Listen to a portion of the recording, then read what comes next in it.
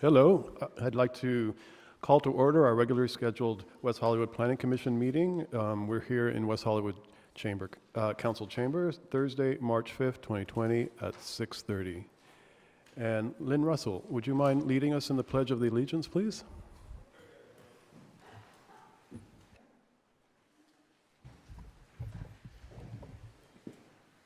I pledge allegiance to the flag of the United States of America and to the republic for which it stands, one nation, under God, indivisible, with liberty, justice for all. Thank you, Lynn. David, could we have a roll call, please? Good evening. Tonight, Commissioner Buckner is absent, so the voting record will reflect that. Commissioner Jones? Here. Commissioner Hoopengarner? Present. Commissioner Erickson? Present. Commissioner Elchel? Here. Vice Chair Bass? Here. Chair Carvalero? Here. And we have a quorum. Thank you. For anybody that's here in the audience that'd like to speak tonight on any agenda items, just a reminder that there are speaker slips that you need to fill out at the back and bring them over to our commissioner secretary, and we'll call your name when your time comes up. Can I have a motion to approve the agenda? Second. Motion by Commissioner Erickson, seconded by Commissioner Jones.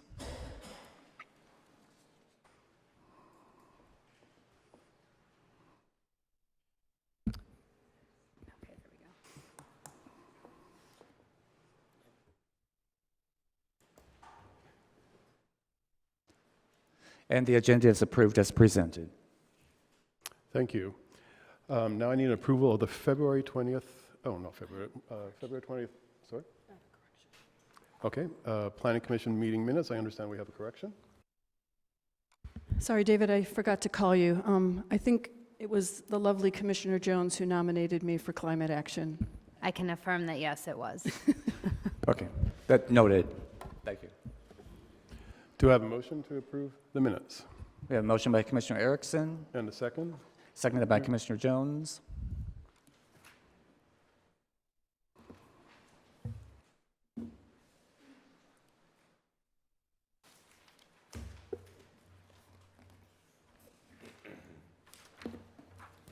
And the minutes are approved as amended, noting Commissioner Buckner absent.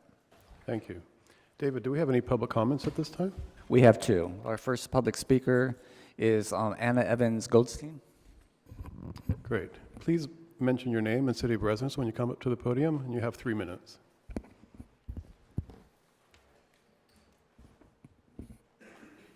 Hi, just a question. This is about the 8950. Is that still on the agenda, or it is? Then I can speak on that item. You should speak during the presentation. Okay. Yeah, thank you. Same for the other speaker as well. For Nina? Okay. Thank you. Director's report, Mr. Kehoe.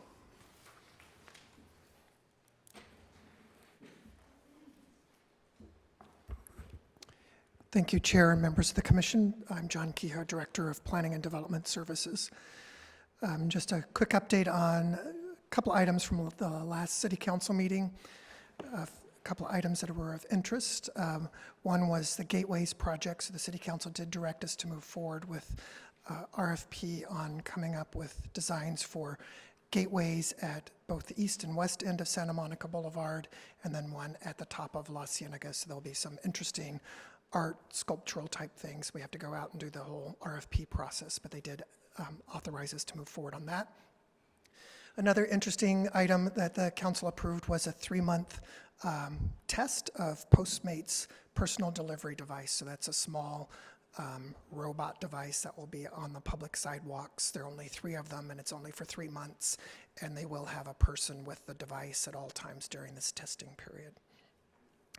On the upcoming March 16th agenda, there's one item that's tentatively scheduled that would be of interest to the commissioners, and that's the Urban Design and Architecture Studio Division's work plan. So Rick Abramson has been putting together his work plan with a lot of the items, such as multifamily design regulations and that type of thing. And so he's going to package that all together and take it to the city council. And the city council will take a look at it and agree or maybe move some things around. But that's tentatively scheduled for March 16th.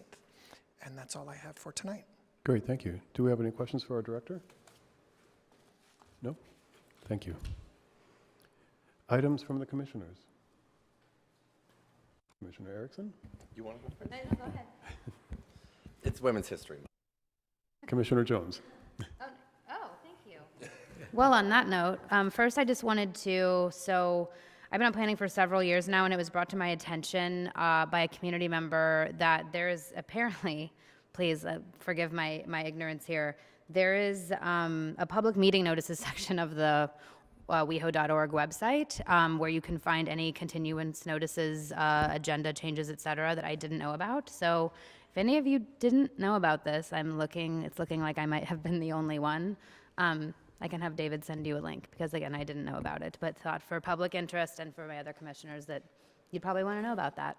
I don't usually do this, but I just wanted to say a word about Elizabeth Warren's candidacy in the presidential race for the Democratic Party nomination. I just am a huge fan of hers, and in the spirit of Women's History Month, it hurt a little bit to see her not do as well as I want. But she's someone that I aspire to be like, and I'm incredibly proud to have cast my vote for her. So that's all I wanted to say. Thank you. Thanks. Commissioner Erickson? Thank you, Mr. Chair. Happy Women's History Month, everyone. You women get a month, but it should be all year long, in my opinion. But we have a month here in the city of West Hollywood, and I want to extend my personal congratulations to my very dear friend, Zoe Nicholson, who was honored on Monday at the council meeting, and she'll be on a street pole banner for all of eternity now, for as long as the city is in existence. And if Trump is reelected, will probably be another 4 years. And so I am super excited and so proud of her. I was stuck at work, but I watched it online, and I went out to dinner with her afterwards, and that meant a lot to her. And much like my fellow Commissioner Jones just spoke about with Elizabeth Warren, I too share those sympathies, and I know Zoe was a big fan of hers and is a big fan of hers. And change is possible, change matters. And my nieces and nephews 4 years ago kept commenting on the mean man in the television and where did the nice lady go? And most recently they started saying, there's a really nice lady on the television again. And that to me says a lot about what we can do in our culture. So I share my fellow commissioners' comments. With that, I always want to make sure I'm promoting the events in the city, and I hope people can go out to the table outside and go to the movie night that's coming up this Saturday, LA Women Rising. It's an incredible film, and it's sponsored by the City of West Hollywood's Women's Advisory Board and the Women's Leadership Conference. It's free. There's popcorn and pizza. Wash your hands, but there will still be popcorn and pizza. Additionally, I actually, when I worked at the city, started this and it's at the National Council of Jewish Women, and it's how their advocacy training series project. A lot of stuff is going on in the world today, and if you want to know how to get active in your community, you can sign up for this series, and it's how to write an op-ed, and we all need to be writing more op-eds. And then specifically, I want to talk about this amazing event because I love the Mazer Lesbian Archives, and it's called Reviving the Revolution, Empowered Lesbians and Queer Women of Color Read and Discuss Their Written Works, and they are amazing events. And so I hope you'll check them out, and because you're here to talk to us, I want to talk to you to make sure you know about these amazing events that are going on in our community, which are all free and open to the public, and I hope you'll take the time to go out there and participate. Thank you, Commissioner Erickson. Commissioner Hubengartner? Yes, it's kind of amazing to be celebrating Women's History Month again. Those banners on the boulevard started in when I was serving on the Women's Advisory Board. In fact, the reason they're all stamps is because I'm a philatelist. And that was my design to put the original ones were on stamps. And the original dream was to have those banners go all the way to the ocean. So just wanted to spark that to keep the dream alive with our neighbors in Beverly Hills and Santa Monica to have the banners of women all the way to the ocean. Thank you. Thank you. No other comments. We have no items on our consent calendar, so we'll go to item 10, public hearings. We have 4 to hear. Our first one, we will consider a request to extend entitlements to develop a mixed-use hotel at 8950 Sunset Boulevard, though I understand the applicant has withdrawn the request for a continuance. David, do we have any public speakers for this? We do? Okay. So David Vu will present the staff report. Thank you. Good evening, Chair Carvalero, members of the Commission, Doug Vu, Department staff. The item before you is a request to extend the entitlements to develop a vacant site with a new 6-story mixed-use hotel development, most recently known as the James Hotel. The project site is located on a vacant property situated on the south side of Sunset Boulevard between Hilldale Avenue and Hammond Street. The location is approximately 650 feet east of Doheny Drive and 325 feet west of San Vicente Boulevard. The adjacent properties include a 3-story commercial building to the north, residential uses to the south, the 9,000 Sunset Boulevard Tower to the west, and the site of the Future Arts Club development to the east. The original mixed-use hotel project was approved in 1999, which required a council-adopted sunset-specific plan amendment to increase the site's permitted height. Between 2001 and 2011, the project received a total of 6 extensions, as well as a second sunset-specific plan amendment to again increase the permitted height in 2005, and also approvals for redesigns in 2005 and 2007. In the fall of 2013, the applicant submitted a request for the 7th permit extension, along with another proposal for a major redesign of the project that required an entirely new analysis of its potential environmental impacts under CEQA through the preparation of a mitigated negative declaration. The project was agendized for the Planning Commission's consideration in November of 2015, but was continued to an undetermined date to allow the department to address new information that was later determined to require the preparation of an EIR. In the fall of 2018, the applicant instructed staff to cease review of the project, and the department stopped work on the EIR. Last summer, the City Council discussed the development at 8950 Sunset Boulevard at its August 19th regular meeting and directed staff to initiate the process of terminating all the permits due to the excessive number of extensions and lack of development. Council acknowledged that circumstances and the physical environment surrounding the project have changed dramatically since the project was originally entitled over 20 years ago, and therefore any proposed development of the site should be analyzed under the existing conditions and to reflect current land use plans and goals. Since the applicant has not provided adequate justification for extension of the project's entitlements, staff recommends that the appropriate action to carry out the City Council's direction is through the Commission's denial of the extension request. And that concludes my presentation. I'm available for questions. Thank you. Commissioners, do we have any questions for staff? Yes. Commissioner Elschel. Doug, to your knowledge, did the applicant ever submit construction plans? So in 2007, the applicant had submitted foundation and shoring plans, but that permit actually was expired due to inactivity 6 months after it was applied for. Thank you. Commissioner Hoopengardner. Yes, this is for maybe legal and staff. Just for my education, when council directs something such as this to rescind, what latitude does this body have? And I use as a reference the Sherborne Triangle or the Sherborne Eightplex and Cedar Sinai project, where council made a direction and Planning Commission was basically determined that they had to follow what council directed. So could you give us a little guidance here? Sure. This is sort of an unusual situation, but I believe the direction from council was a little less specific and more about just winding down whatever needed to be done to get this project that had been sitting off the books. Take whatever steps are necessary. So one of the steps that is necessary is for the Planning Commission to make a decision on the extension request. And that is within the Planning Commission's purview. And it's up to the applicant to provide evidence that an extension is warranted for some reason. They're ready to go, they just need a little bit more time. That's the usual situation, but you are ultimately the decision maker on an extension request, and if someone didn't agree with your decision, it could be appealed to the city council. Thank you. Any other comments, questions? No? Any commissioner disclosures?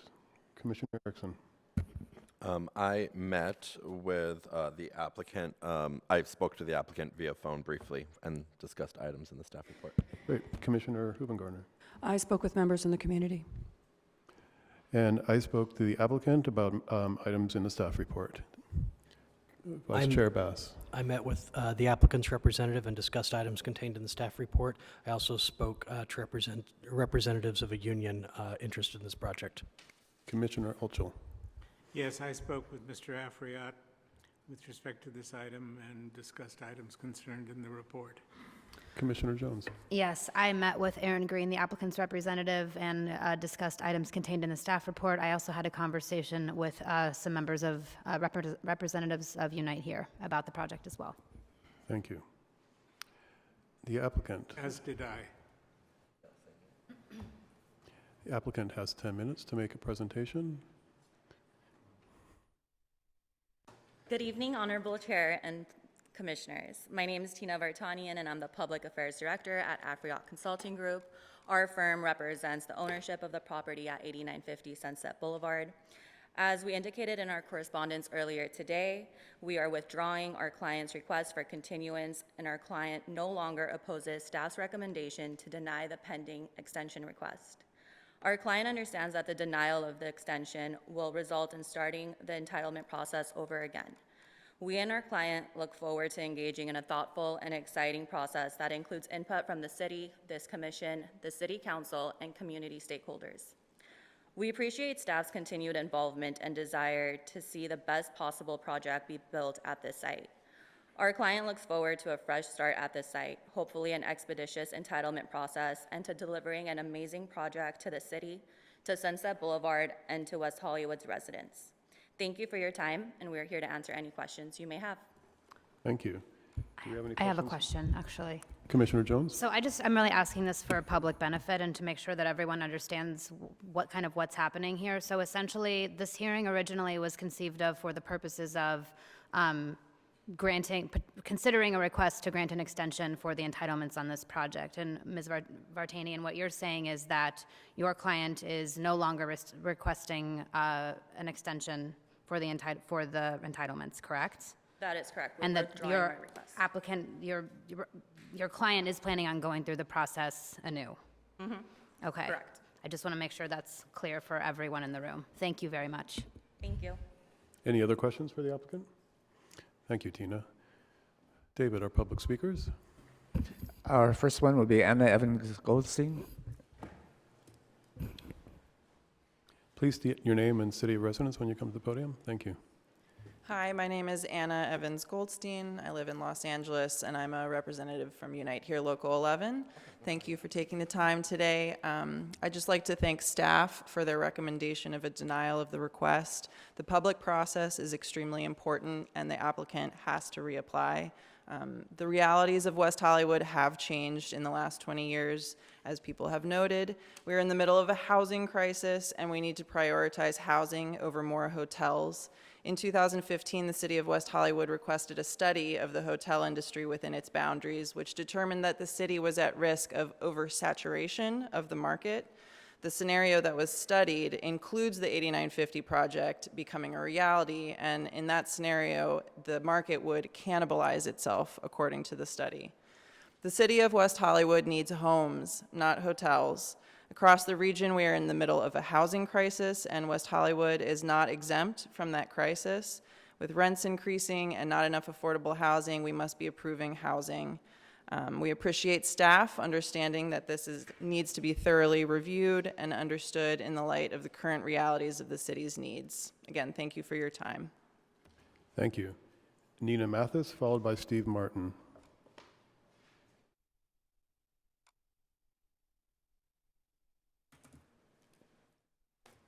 Hi, my name is Nina Mathis. I've worked at the One Hotel here in West Hollywood for almost 2 years. I reside in Hollywood.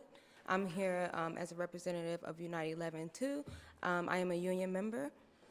So the thing that I wanted to speak about, which speaks to her point as well, is that me working in West Hollywood, I could not afford to live here if I wanted to.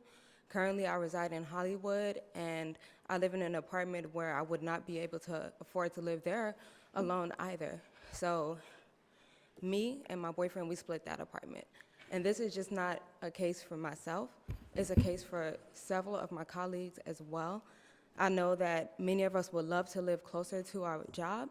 It's nice to be able to not have to travel across the city. I have coworkers who live in Van Nuys and many different areas, and they have to travel very far to get here just because they can afford to live nearby. So I agree to her point that we do need more affordable housing, if not for us, for the many homeless people, because I am blessed to have a roof over my head, although I can't live close to my place of work, but I just think affordable housing would benefit the city overall. Thank you, Nina. Steve Martin?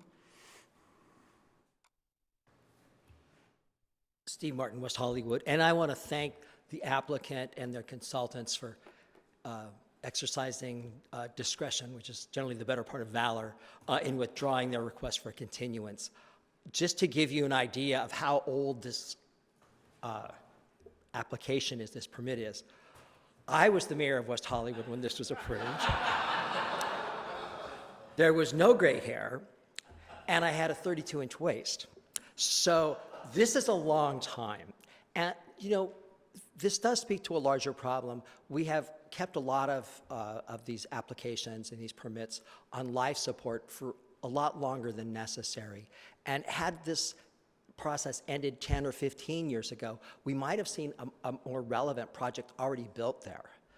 Not to be particularly critical, but looking at the future, this is one of the most crucial lots on the Sunset Strip. And there's so much we can do. There's so much creativity that can be exercised. I really appreciate the fact that Unite here is coming out and talking about housing, because I think that's all first and foremost on what we're thinking. But, you know, there's lots of things that can happen there, and it really needs to be a community process. And I'm really glad that the applicant and their consultant want to involve the community in that. So thank you.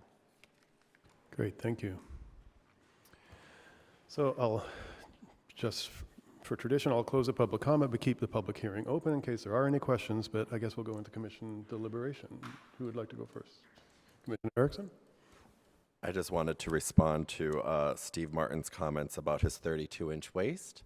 No, I'm joking. I just want to thank the members of the public who came out tonight, and I want to thank Commissioner Jones for reiterating kind of what's going on, because it is a little confusing about that. And additionally, thank you for spending your evening here with us on this brief item, which had this administrative issue come up, and now it's occurring. Thank you.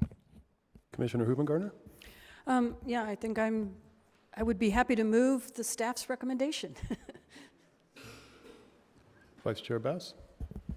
I just want to concur. I believe that the applicant is to be commended to working with staff in trying to figure this out. This could have been a very long, contentious hearing tonight, but I think this is moving forward in a way that is going to allow the public to weigh in, and we'll end up with a much better project because of that. So thank you for that work. Commissioner Olchel? I agree with what Commissioner Bass just said. Commissioner Jones? Thanks. Yeah, I don't always want to give people a pat on the back for doing the right thing, but it sounds like we're pretty roundly in agreement here about supporting staff's recommendation, if I'm picking up what you're putting down. Again, thank you to everyone for coming out this evening. We know that your time is important and valuable, but I'm prepared to support staff's recommendation and move this along if everybody else is aligned. Thank you. It sounds like everybody else is aligned. Do you have a motion? Yes, I have a motion to approve staff's recommendation, and am excited about starting afresh and really making this a spectacular project. Likewise.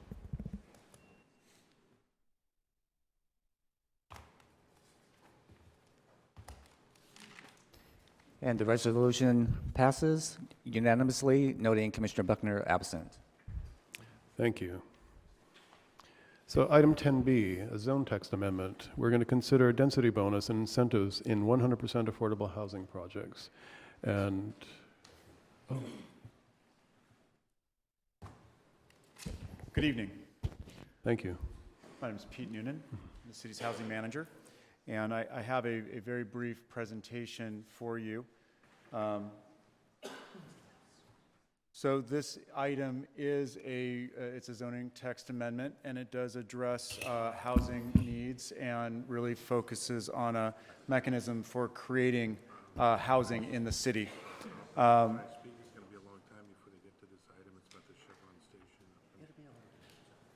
me start with some statements of facts for the record, and so that we know where we've been on this item, because I think it's important to recognize that the City Council in April of last year directed staff to initiate the zone text amendment and the Planning Commission to look at this very item that would allow 100% affordable housing projects to have no limit on the number of dwelling units.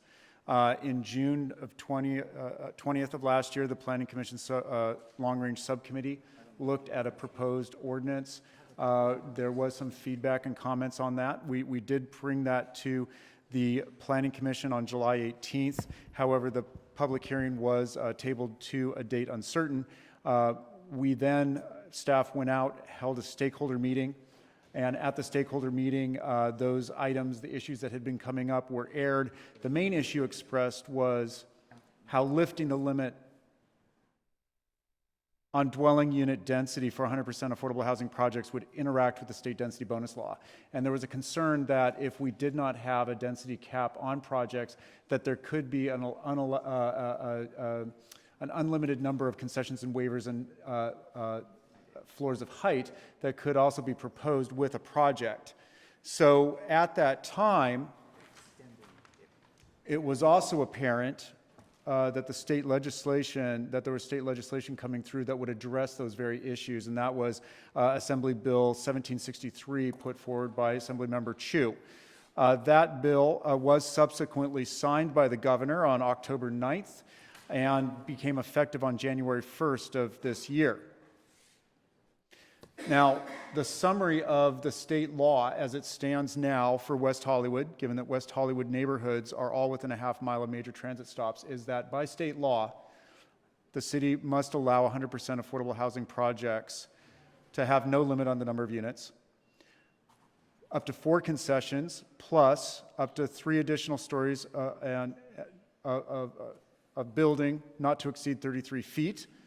The projects can include up to 20% of units at moderate income rate, and the parking is reduced. The minimum is 0.5 parking per unit, or if the project is supportive or special needs, that there is no parking requirement that the city can level on the project. Now, I'm going to pause the presentation for a moment. I want to pull up the attachment that you have with the item to provide a couple of proposed language changes that we have to the ordinance. These are non-substantive, but they are meaningful for you to review. We would like you to include those items. And then I'll jump back into the report because I would like the commission to look at one alternative that staff is proposing that is beyond what the state limits are, but that we believe would be very meaningful for projects.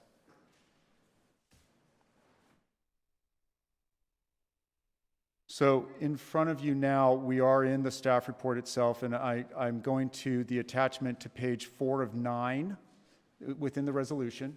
And I've highlighted a couple of sections that we're identifying that we're requesting the commission consider acting on so that you would, if you did move this item, that it would be moved as revised in session, one of which is to remove this extra comma from the code. The second one is to change the language here under concessions. Right now, it says comma or up to 33 feet. Our code right now uses the language not to exceed 10 feet in our menu of options for density bonuses, and so we were recommending that we just follow that same language that we have in the code currently. The third recommended change is here. Right now, we have proposed the language to say that and the remainder low-income units. but true to the law, it should be lower. Lower includes both low-income and very low-income units, and so that's a very small change, and in keeping with the state law. And then the final change is here on page 7 of 9, which is also, again, to repeat that same language that we have in the code that you can see right above it under F, which is not to exceed 33 feet. So those are non-substantive changes that we are asking the commission to consider if you move this item. Now I'm going to jump back to the presentation, and I would like to present an alternative that we would like the commission to also consider. As I mentioned, for supportive and special needs housing projects, the state has no minimum standard for parking. And we'd like the commission to consider that for all 100% affordable housing projects. This doesn't mean that an affordable housing project is going to be built without parking. It means that just like the same reason that we had originally came forward with the proposal to look at allowing projects, 100% projects, to not have a limit on units, not limiting the parking or not requiring a minimum parking allows the nonprofit developer that would be constructing this project to right size not only the number of units in the project, but the parking at the project so that it best fits the targeted population that will be living in the building. We know for the 30+ years of experience here in West Hollywood in constructing affordable housing that not all targeted populations that need housing need the same levels of parking. This allows great flexibility for the nonprofit to design a building to best fits the needs of the community going forward into the future. We also know that because the city contributes funds into projects, that we still have the ability to have the conversation for a project that's going to be best fit for our community. And so in lifting a parking requirement on affordable housing projects is not saying that we will have no conversation about what that project could look like in the future. What it does is it eliminates additional layers of government regulation on nonprofit providers so that we can best fit and meet the needs of community members in West Hollywood. So the two changes that for this recommendation alternative of a no parking requirement would be on page 4 of 9 under section 1, which is in 19.22050C. This is within the affordable housing development allowance itself. It would be eliminated, as you can see, the language here specifying the 0.5 parking spaces per unit so that the parking allotted to affordable housing projects simply would state that there is no minimum vehicular parking requirement. The second change to the attachment in your packet would be on page 8 of 9 under section 4, 19.22050F, which is the parking incentives. This would simply state, it would, right now, currently we have two sections that we would be adding in, one for 100% affordable housing projects, again, saying that it's 0.5 spaces per unit. And then also adding in the special needs and parking, which is a recognition that there's no required parking for special needs or supportive housing. The change that we'd recommend would just be striking that language and just recognizing that 100% affordable housing projects don't have any required parking. Again, importantly, it's not saying that there's no parking that's going to be constructed in the building, but that this now allows the owner, the nonprofit developer of the building to right size it for the population. That concludes my report. Thank you, Pete. Do we have any questions for staff at this time? Yes. Commissioner Hoopen-Gardner. Peter, just to clarify for myself and the public, the 3 additional stories are 33 feet. That is effectively replacing a height bonus under 65, I always forget the number, 519 or whatever it is. Or is that in addition to? No, it is replacing it. Okay, thank you. Any other questions for staff? David, do we have any public speakers on this item? We do. We have 3. First speaker will be Rebecca. Followed by Georgina Moore. Hi. My name is Rebecca Delmavondi. I'm a West Hollywood resident in the Norma Triangle area, and I am Hold on very just a much second. against this amendment. Number one, I feel like a lot of us in the neighborhood haven't been so well informed about this. While we all know there's an affordable housing crisis, this can't be a one-size-fit-all zoning law. Particularly when you look at the area that I'm living in West Hollywood, i.e. Norma Triangle, we already have a density issue. And I know there's a proposal for one of these units to come now on Weatherly. The plan hasn't been submitted yet from what we're hearing, right next to the church on Weatherly. But, you know, to make a sky towering building over all of our homes and other buildings when we as residents don't even have our own parking issues to deal with. We have a school, we have a hotel, there's constant traffic issues, there's parking issues, there's congestion, that if you pass some kind of zoning law like this, you're making it harder for us living in the neighborhood. And this shouldn't be a burden on us. And that's what something like this is gonna do. So I understand that we have to make it easier to make affordable housing, but you can't do it at the detriment of certain neighborhoods that can't take on any more of a load than we've already taken, such as Norma Triangle. And maybe there's other zones in West Hollywood that are more open and more spacious, and they don't have such parking and traffic issues that our 4 or 5 blocks have. But if this passes, then that causes problems for our neighborhood. And there's noise ramifications involved. There's the supportive housing in which there's no limit of the stay. So while we have a family neighborhood and a school in the area, this is leaving people to be coming in and out in these kinds of buildings that are towering over our homes. So I'm very much against this, and I don't think you've looked at the neighborhoods that are smaller and can't handle these kinds of new zoning amendments you want to put in place, and it's not fair. Thank you. Georgina Moore,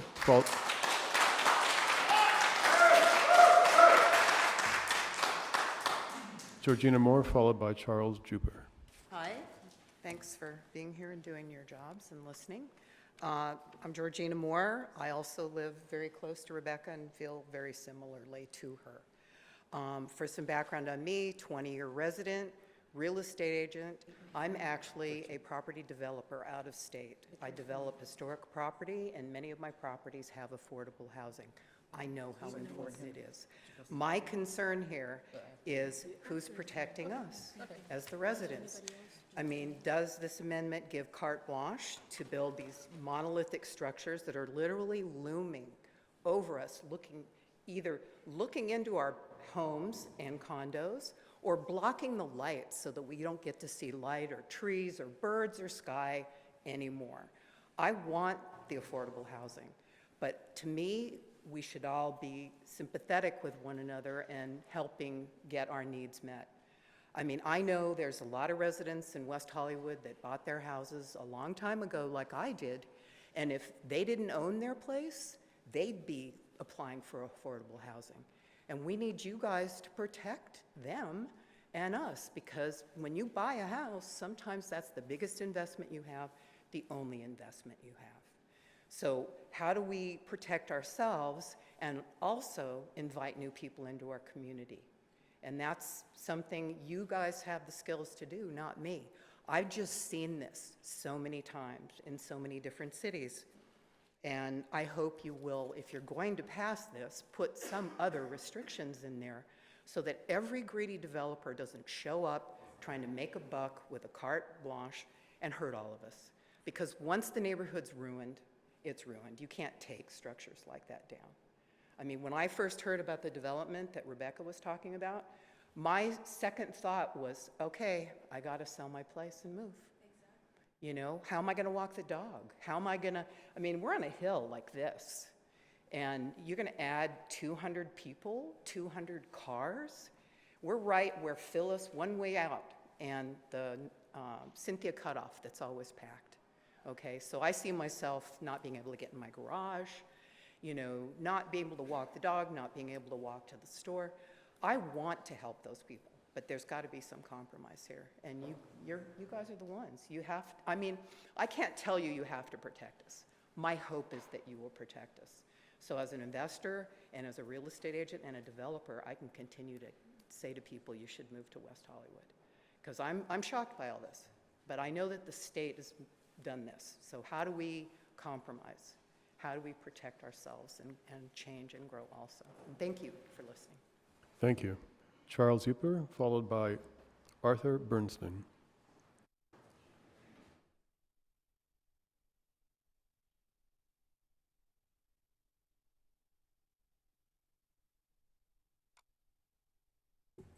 Charles Jasper, sorry, chicken scratch handwriting, not Dutch. Resident of West Hollywood, and I am a security and safety consultant. And one of the things I've noticed, like some of my neighbors here, is that yes, there's going to be a traffic problem.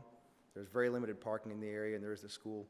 You're talking about adding potentially a 7-story building on that block, and that's going to create major concerns for the people living there and in the surrounding block. Now, you know, today I learned, because I'm new to the neighborhood, that you've got this 8950 plot. I learned what it's for, and I learned, you know, everything that you said here today. And, you know, I'm proud to see that the City Planning Commission is taking a positive step and that the developer is willing to work with you. But a place like that, given the guidance and the regulations and the statutes, is the perfect place for something that is going to be affordable housing, just like the ladies from Unite here said, because you're right there on a major thoroughfare, whereas the law is that they have to have a certain amount of distance walking between public transportation. City of West Hollywood does not have a lot of major public transportation hubs. You got bus routes, you got Sunset, Santa Monica, and San Vicente. And you're gonna have people either walking uphill one way and downhill the other, and hopefully they walk downhill when they're tired, because if they have to go uphill from Santa Monica, it ain't an easy walk if you've been on your feet 15 hours a day, waiting tables, or doing something else that, you know, would qualify you for a low or moderately low or even very low income house. And it, you know, my concern is that if we put them there in this tight space, and you have 200 people, still, given the nature of Southern California, where almost everybody has a car, they're going to be shortchanged of where they can park. They're going to be shortchanged of how they can get home. They're going to be stuck in traffic. That Cynthia section is god-awful. And man, I tell you what, car break-ins are going to increase just by sheer nature of the volume of cars. Most vehicle burglaries are crimes of opportunity. And like I said, you come home from 15 hours working 2 jobs. Are you going to remember to take your phone out of your car every time? Because I guarantee you someday you will be tired, you will leave it there, and some enterprising jackwagon's going to come in with a Slim Jim, pop open your window, and pull out your $1,000 phone. Yield my time. Thank you. Arthur Bernstein, followed by Adam Kroll.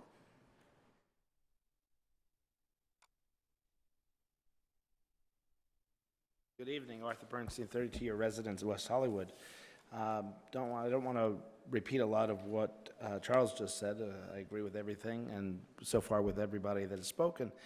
We're talking about the macro issue tonight of this parking issue, but we're really talking about the Weatherly Drive project, from what I've heard, and that's what I'm also focused on. This parking issue is very, very important, given the fact that the project has some scheme that they've developed to create 20 permanent parking spaces and 18 visitor-type spaces that get shifted around, I suppose, when the church is in use or needs them. And I guess the cars inside will go outside, and the cars outside will go inside, and somehow that cures the problem. We have a parking problem. We have a traffic problem right now. We have a one-way street that dead ends, well, not a one-way street, sorry, we have a non-through street that dead ends at Phyllis that is a one-way street. We all know that Cynthia is a Waze nightmare. We have parents who drop off and pick up their kids and use Weatherly in an appropriate manner to do that, to be able to have a moment to park the car, to be able to walk their kids over to the school in the morning and the afternoon, and that's appropriate. They're there for a few minutes, they park and they leave and what have you. The hotel is over there, the school is there. This is not the property to have this sort of project that will require this sort of parking issue. Unfortunately, I don't have it with me. There is a study that UCLA did that somebody should take a look at, where the notion that low and medium income housing properties tend to have less cars per unit is in fact borne out to be untrue. Those same people tend to have more than one job and need cars to go from one to the other. And because of the affordable housing issue, tend to have a little bit of more ability to own a car.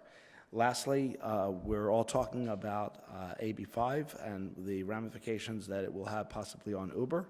So the fantasy that Uber may continue to be the price that it is, or Lyft, that maybe continue to be the price that it is based on the market today, if that were to change in the short term and those folks become employees, the price of those rides is going to change drastically. So depending on ride sharing as a solution to the problem is probably not valid at this time. So that's it, and I am not looking forward to having this pass. Adam Kroll, followed by Karen Ayers. Hi, Commissioners. My name is Adam. I'm really tired of hearing people say, I care more about my parking.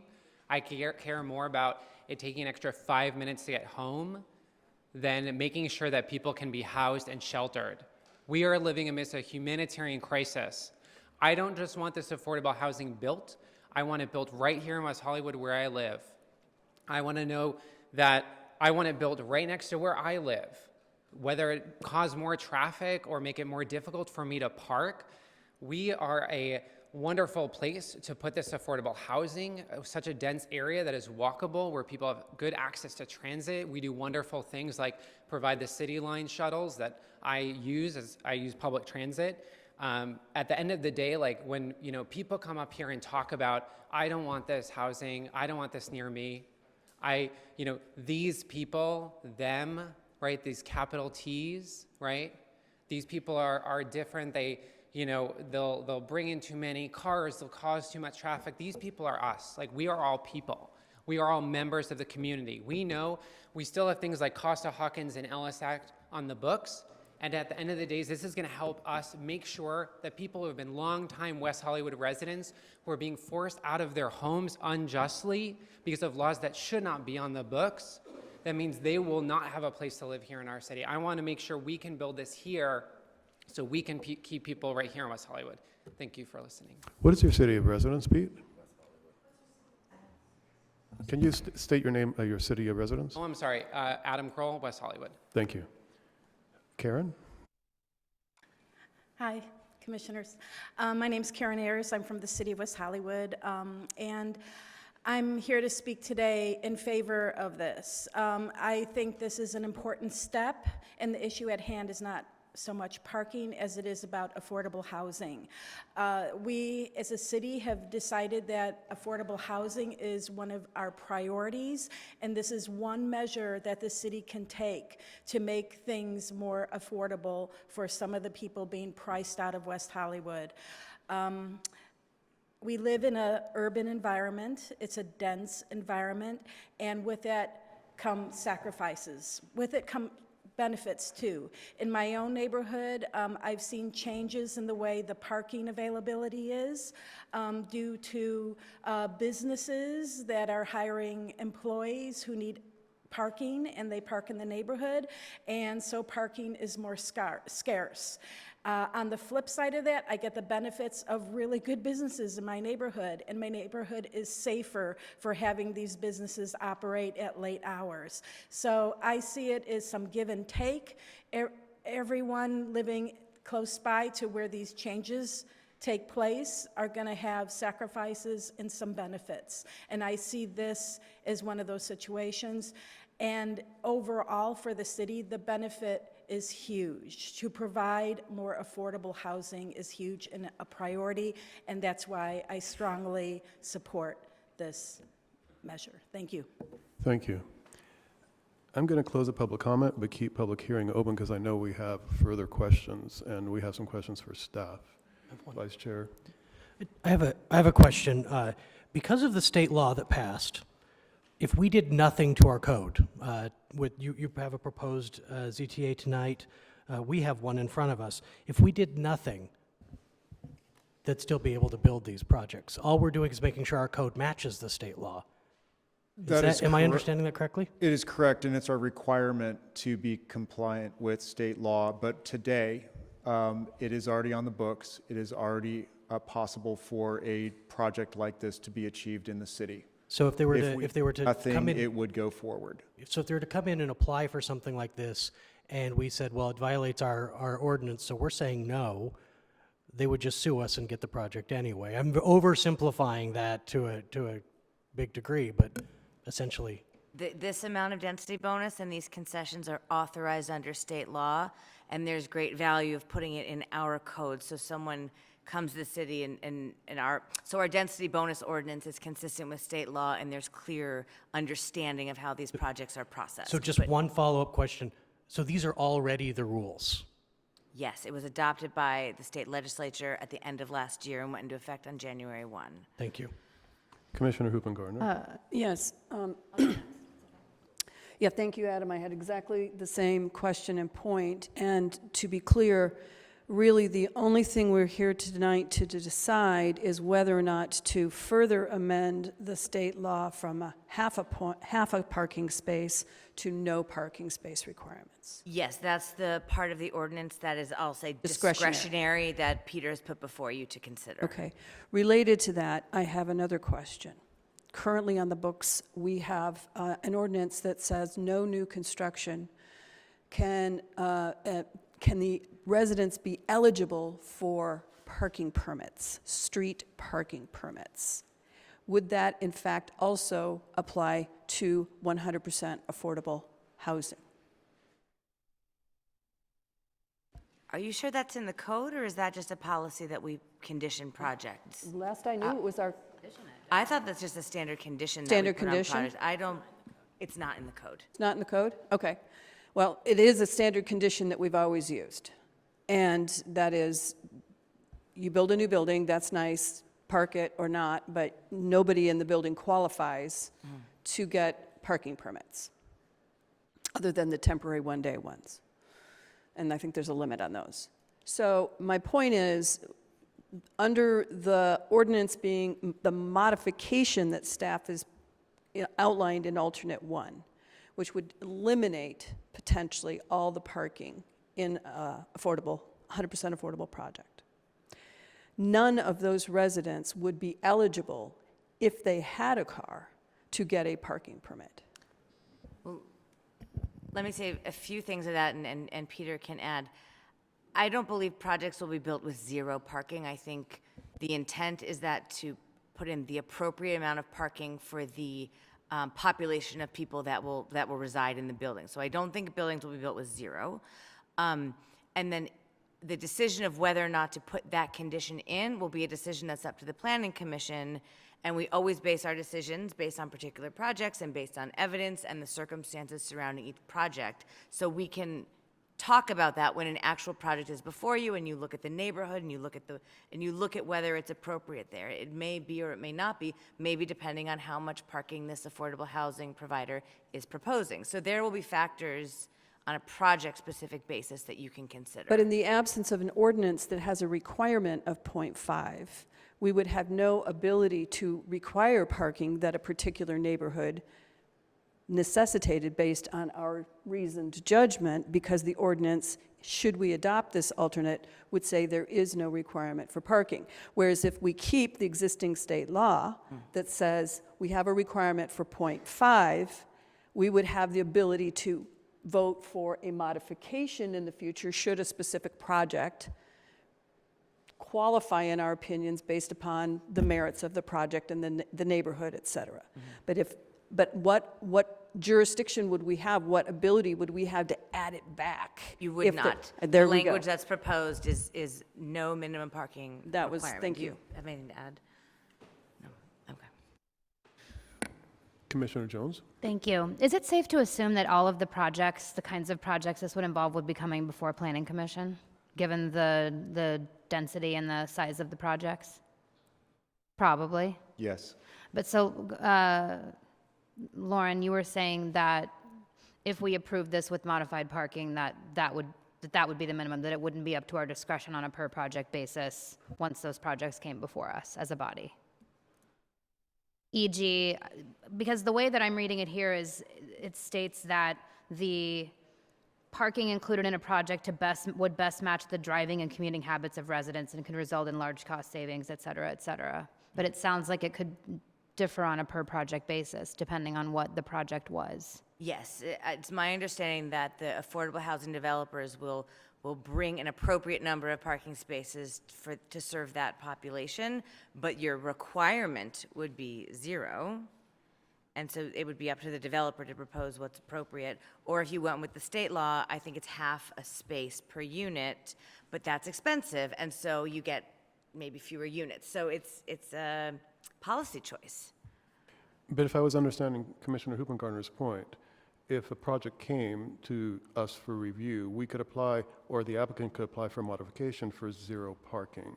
Maybe they could use one of the concessions. They get 4 concessions on these projects, so maybe one of the concessions could be to reduce the parking. Commissioner Erickson? Thank you. I just want to clarify because I heard some members of. There's no crosstalk Sorry, right there's now. No comments. Yeah, right now. there's no crosstalk, sorry. Commissioner Erickson? Thank you. I just want to make sure we are deciding on, no, the number, just AB 1564. What was it again? I'm getting all the numbers mixed up. 1763. 1763. Okay, apologies. And because I heard some members of the public talk about soaring buildings, looking over them, building these tall buildings, and I think there's maybe a misconception about this law's relationship to SB 50, which is not law because it did not pass. And I think that there is maybe a misconception here with what's going on with 2 state laws that are going on, because I've been taking notes on some of the keywords that people say, and I know this one law, and so, but I'm hearing things that don't sound like this law, and I just think it would be great for the public to understand. Maybe, Peter, if you could give a high-level conversation or answer this to us, because I'm asking it to you, how this is not SB 50, which I think is the trigger word that people are trying to talk about here. Well, for one thing, there's no, the city has no applications for projects that would be relevant to this or related to this. This is not SB 50. It is a separate and unique law. It is targeted specifically in the density bonus itself, and so the main provisions of this are state law. They're in effect now. It's for 100% affordable housing projects only, and specifically for affordable housing projects. The nature of affordable housing in West Hollywood is, as been mentioned here, the projects would come before the Planning Commission. Projects most likely and most often also have funding from the City Council. And so there's 2 means for the city to have a dialogue with developers. And certainly the focus from both the Planning Commission, I'm sure, and the City Council as well would be to provide something that is a meaningful benefit for the community. And these 2 options, the Planning Commission meeting that would be for the project and the council meeting for the funding, would be opportunities for the public to participate in the project and participate in the process of the approving the project and approving the funding for it. Commissioner Hoopengarner? So to be clear, under our current code, a standard apartment building, et cetera, has a requirement of 1 parking space per bedroom, plus or minus. So this state law is saying that, yeah, forget that. For 100% affordable, you have to have a maximum requirement of 0.5 parking spaces per bedroom, correct? That is, it's per unit, not per bedroom. Per unit, okay. So that's even lower standard. However, it's important to note that the state law also says that if it's supportive or special needs housing, that there is no parking limit right now. Right. So we're not suggesting something that's not already in the state law. It's already in the state law that there's no parking for those two forms of housing type.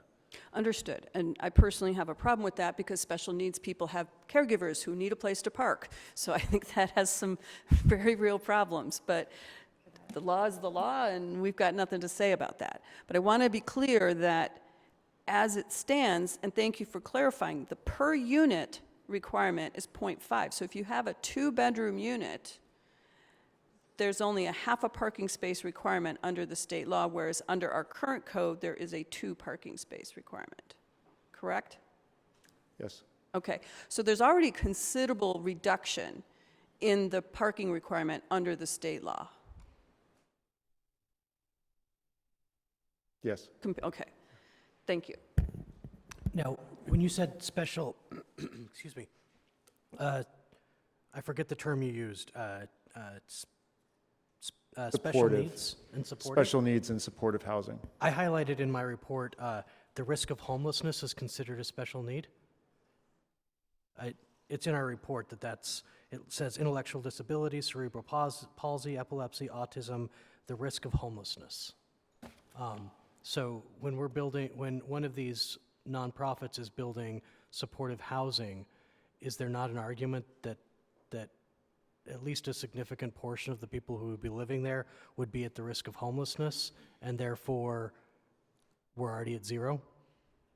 Yes, that's one of the categories And of, so- of people. Sorry to cut you off. So the debate here and I'm genuinely sorry, but the thought for me is the debate would come every time we had one of these. We would just be sitting here debating what special needs is, which is I don't believe as a planning commission we're really qualified to do.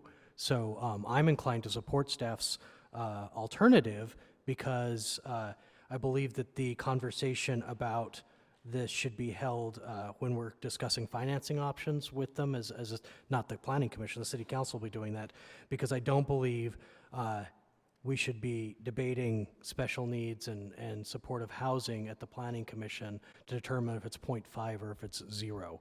And I also want to point out that just because it says it's 0.5, if we get rid of 0, it gives them leeway to go to 0.4, 0.45. It doesn't say it is either 5 or it is 0. It is saying it can be less than 0.5, correct? Yes, and again, it is you're talking about a minimum, and so it's not saying that any building or project would come in with that, or that it would be approved with that, but that it's not a minimum that would be on the books. It allows flexibility in the project. So we couldn't deny a project because it came in at a 0.4 parking spot as opposed to 0.5 if we adopt the alternative. Oh, if we adopt the alternative, yes. But to be clear, the 0.5 has nothing to do with special needs. That's a separate chunk of the ordinance, right? That says no parking. Yeah, No parking. the 0.5, the parking requirement at 0.5 per unit is for a building that would be constructed just on the fact that it is for Affordable. lower income 100% housing. affordable. The no parking requirement is associated with supportive and special needs housing. So to be clear, if we go with the state law as it stands, we as a body and as a city would have discretion to grant further concessions to go below 0.5.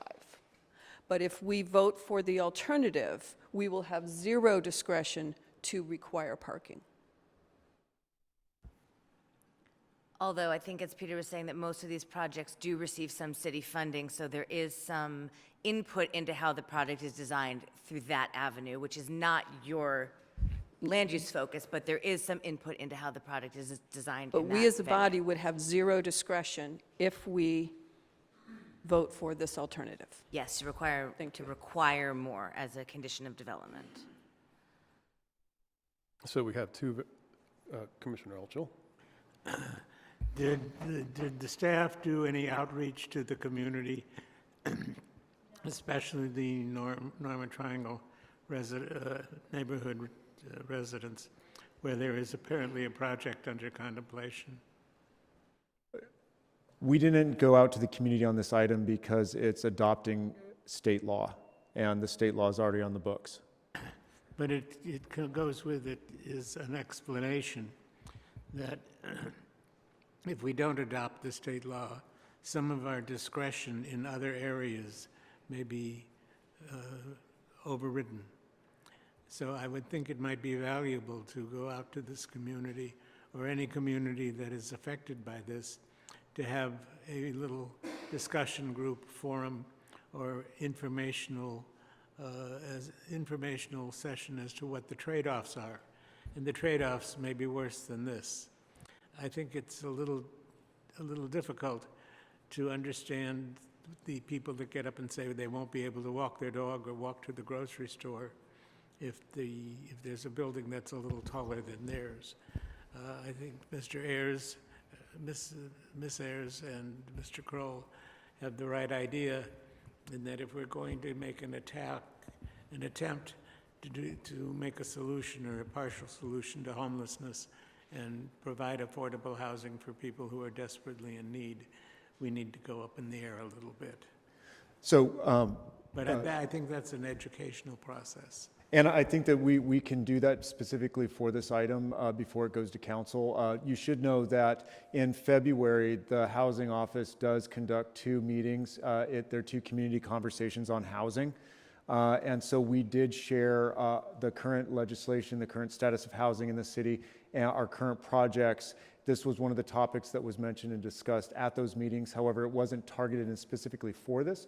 We didn't target the meetings out to specific community groups, and so we didn't notice out to specific areas of the city, but we did notice and broadcast that we were having the conversations on housing. We have been doing these conversations for 7 years now.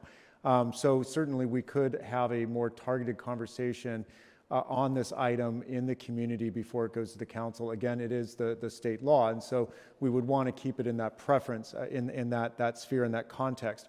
We haven't received any projects related to this, and so we couldn't have a conversation on something of that nature, but that we could certainly have the contextual conversation about how this is the state law, and we do need to follow the state law.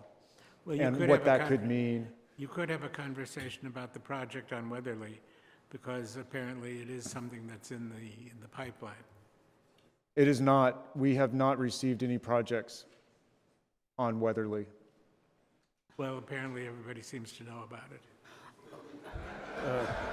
I believe that there's a nonprofit that did community outreach in advance of submitting a project, but that project has not been brought into the city. Okay, but if that project and its developers, a nonprofit, whether it be a for-profit corporation or not, has something that the community is aware of, and then we became aware of it, I think it's certainly appropriate if they're having community outreach, so does the city. We could do community outreach on this item before it goes to the council. I think that's very appropriate. And I think it's an education process, and it's a learning process that you're not going to get rid of homelessness or provide adequate affordable housing unless you have some kind of a height bonus, which is a good thing. Thank you. Commissioner Jones?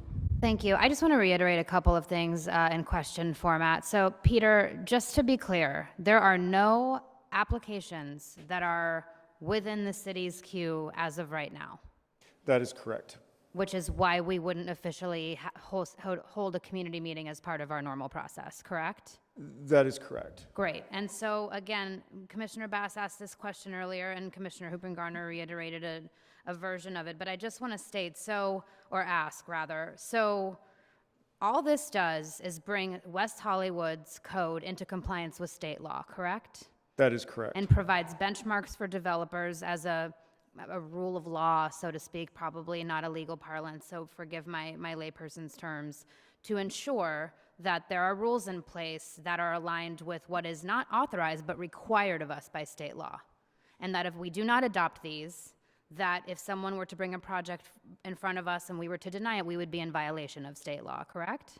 They would just have the right to ask for these density bonuses under Correct. state law. It would supersede our Right. local So in requirements. terms of the actual, I don't want to say arc, but the kind of padding in terms of our discussion tonight, I don't want to, it's not a rubber stamp thing, but really the only thing that we're discussing is the parking, correct? I ask that because I empathize incredibly with all of you, and I love seeing so many people here tonight. There are nights when we don't have anybody here, so thank you for coming out. But we are feeling the effects of a statewide housing crisis, that has been in progress since the 1970s.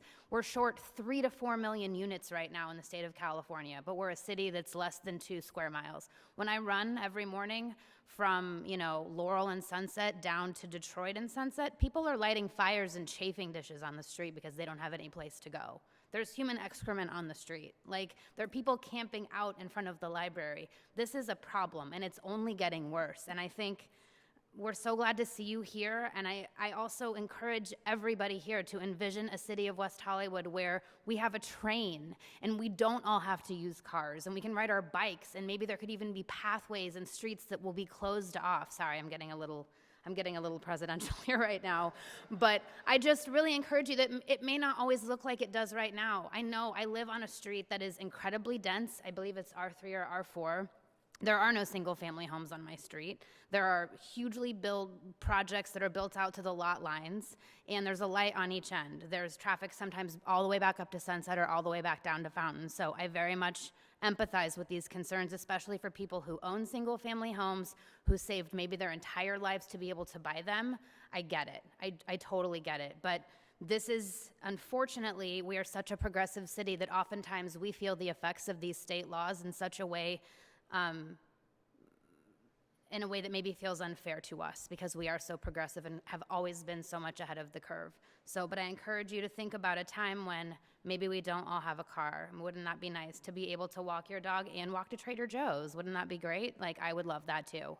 So those are my comments on it. I'm open to discussion on the parking, but it looks like we have a motion on the floor, but I don't know where we are in terms of Commissioner Thank you, comments. Commissioner Jones. For me, from what I understand, we're sort of going between 2 points, going to 0 or holding to the 0.5 parking space required by the state and allowing us the ability to offer a concession to an applicant to go below 0.5. If we relinquish that ability, then we can't say no to any project. So I think those are the two that we're sort of trying to decide. Do we want to relinquish some control as a planning commission, or do we want to let it go altogether, and when a project comes to us, we can make comment, but we can't say no? Well, we wouldn't be able to not make a comment. We just wouldn't be able to change the parking. We wouldn't have to approve or deny a project outright. We would still have the same terms of discretion that we do for any other project. We just wouldn't have as much say when it comes to the parking. Am I wrong about that? Right. Peter, during your presentation, you mentioned several times that we know that likely no project would come to us with 0 parking. I'm assuming, if I heard that correctly, that's based on your years as being housing manager, and you understand what the actual counts are for these type of buildings.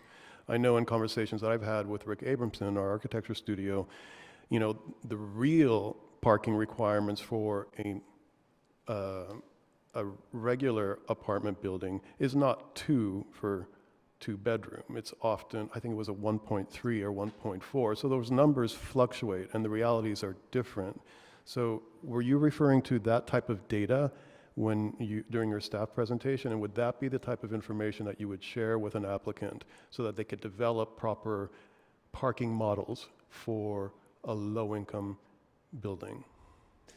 Yes, and this is really twofold. So one is just the question of the parking needs of the particular residents in the building. And we do have a long-term partnership with the West Hollywood Community Housing Corporation that has several buildings here in West Hollywood and has built and operated buildings for the greater part of 30 years in the city of West Hollywood. And so that corporation, and in partnership with the city, we have information and data on what the needs are for residents. In addition, there are parking needs for the support staff and for operations of the building. And so the intent here is the expectation should not be that there's going to be no parking in a building if there's no requirement for the parking. Just like the notion of coming forward and lifting the density maximums on a property for affordable housing, the parking minimums as well in the code, create a very formulaic method to follow. What we need to be looking at for affordable housing is what are the needs of the operational needs of the building for the long term. As you are aware, and the community should be aware of this and be very proud of this, that the West Hollywood community requires permanent affordability in its buildings, and this is unique in many cases. It was just until recent that a lot of projects were outside of West Hollywood had a 30-year term on affordability. Some had 15-year terms on their affordability. In other cities, or in other states, Washington State, for example, they have terms of 5 years on their affordability in their buildings. We in West Hollywood require our buildings to be permanently affordable, which means that we really have to consider the operational needs of the building over the long term. Buildings cost money. It's very expensive to operate buildings. And so by right-sizing the building with the number of units in it, you're assuring that that operator, the nonprofit, will have the amount of funding that they need to operate that building for the long term. The parking is a big cost up front. However, so extra parking is it's an excess cost on the budget to build the building. However, a building owner wants to have the parking that they need in the project. The city wants the project to have the parking that it needs. And so that was the proposal, not that there was going to be no parking in buildings. It's just simply allowing the flexibility for the operator, the designer of the building, to right size the building for the number of units and the parking to meet the households that will be in the building, so that we have a long-term, lasting affordability in the project. Thank you. Commissioner Hrubagar, how do you feel about that, given your motion, or not your motion, but your comment earlier? There's a motion on the floor, so according to parliamentary procedure, we do have to address the motion on the floor. Okay, Commissioner Erickson, can you Thank tell you us what so the motion much. is? That is how it is done in parliamentary procedure. Sorry, it's once there's a motion on the floor, you have to address the motion. Am I correct, City Attorney? Sorry, I didn't see Thank it. you so much. I am motioning. I've heard I'm the only one that hasn't spoken tonight on this item, but I hear my fellow commissioners. I am making a motion to approve staff recommendation with the inclusion of the alternative. I would support a second on that, but I'm open to discussion. Now we can have discussion. I want to see where we're at. Okay. So there's, a rock and a hard place. One of the best ways to encourage someone to build lots of affordable housing is to reduce the parking requirement, which is one of the reasons the state did what they did, because parking is very expensive to build. That being said, the conceit, frankly, that low-income people don't need their cars to get to their jobs, sometimes 2 and 3 jobs, I feel is, well, there's actually studies who've proven that's not the case, that they do need their cars. And the reduced parking already, I feel the state has pointed us in a direction, has set a standard, a minimum, or a maximum, I guess, however you want to look at it. We still, to be clear, as Peter said, have discretion to lower that should we choose. But if we adopt staff's alternative, we have no discretion. And I am very concerned that by taking away that discretion, we get back into the situation of precisely some of the things that the citizens who brought up here, are addressing. And given the fact that that person who's working 2 and 3 jobs and needs their car critically to get to their jobs won't be able to park on the street. They will not be able to get a parking permit. So they don't have any parking in a building. There's no parking in the building. And then there's no ability to get a parking permit. Leads me to believe that by keeping the 0.5 as the state law is, we would be able to continue to have discretion, and we would be able to continue to try and develop projects that are not a one-size-fits-all, that we would have that discretion.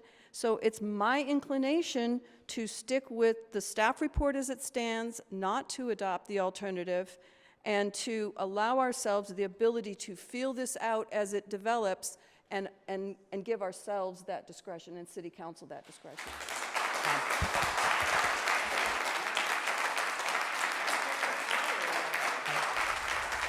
I still don't understand under what circumstances residents of these buildings wouldn't be able to obtain permits for street parking. Didn't we just say that that was not the case? It is not In in the the code. code. It's a standard condition that's imposed on many projects, but the commission also has the discretion not to include that condition on Right, certain but projects. traditionally, those projects are residential projects that are market rate with maybe some affordable housing. They're not 100% affordable housing projects, correct? Correct. And part of the reason that this law is the way it is, and part of the reason that it applies to our entire city, is because every place in the city is within half-a-mile radius of a major transit hub, correct? That's what's written in the email Yes, that that is Peter correct, sent. yes. Okay. Thank you. I just want to be clear. And I just want to clarify a point too, because I think my fellow commissioner, with all due respect, you know, I think you're wrong. And I think you did not hear what Peter Noonan, our staff, just said with, this does not, development projects are not going to be coming to us without parking.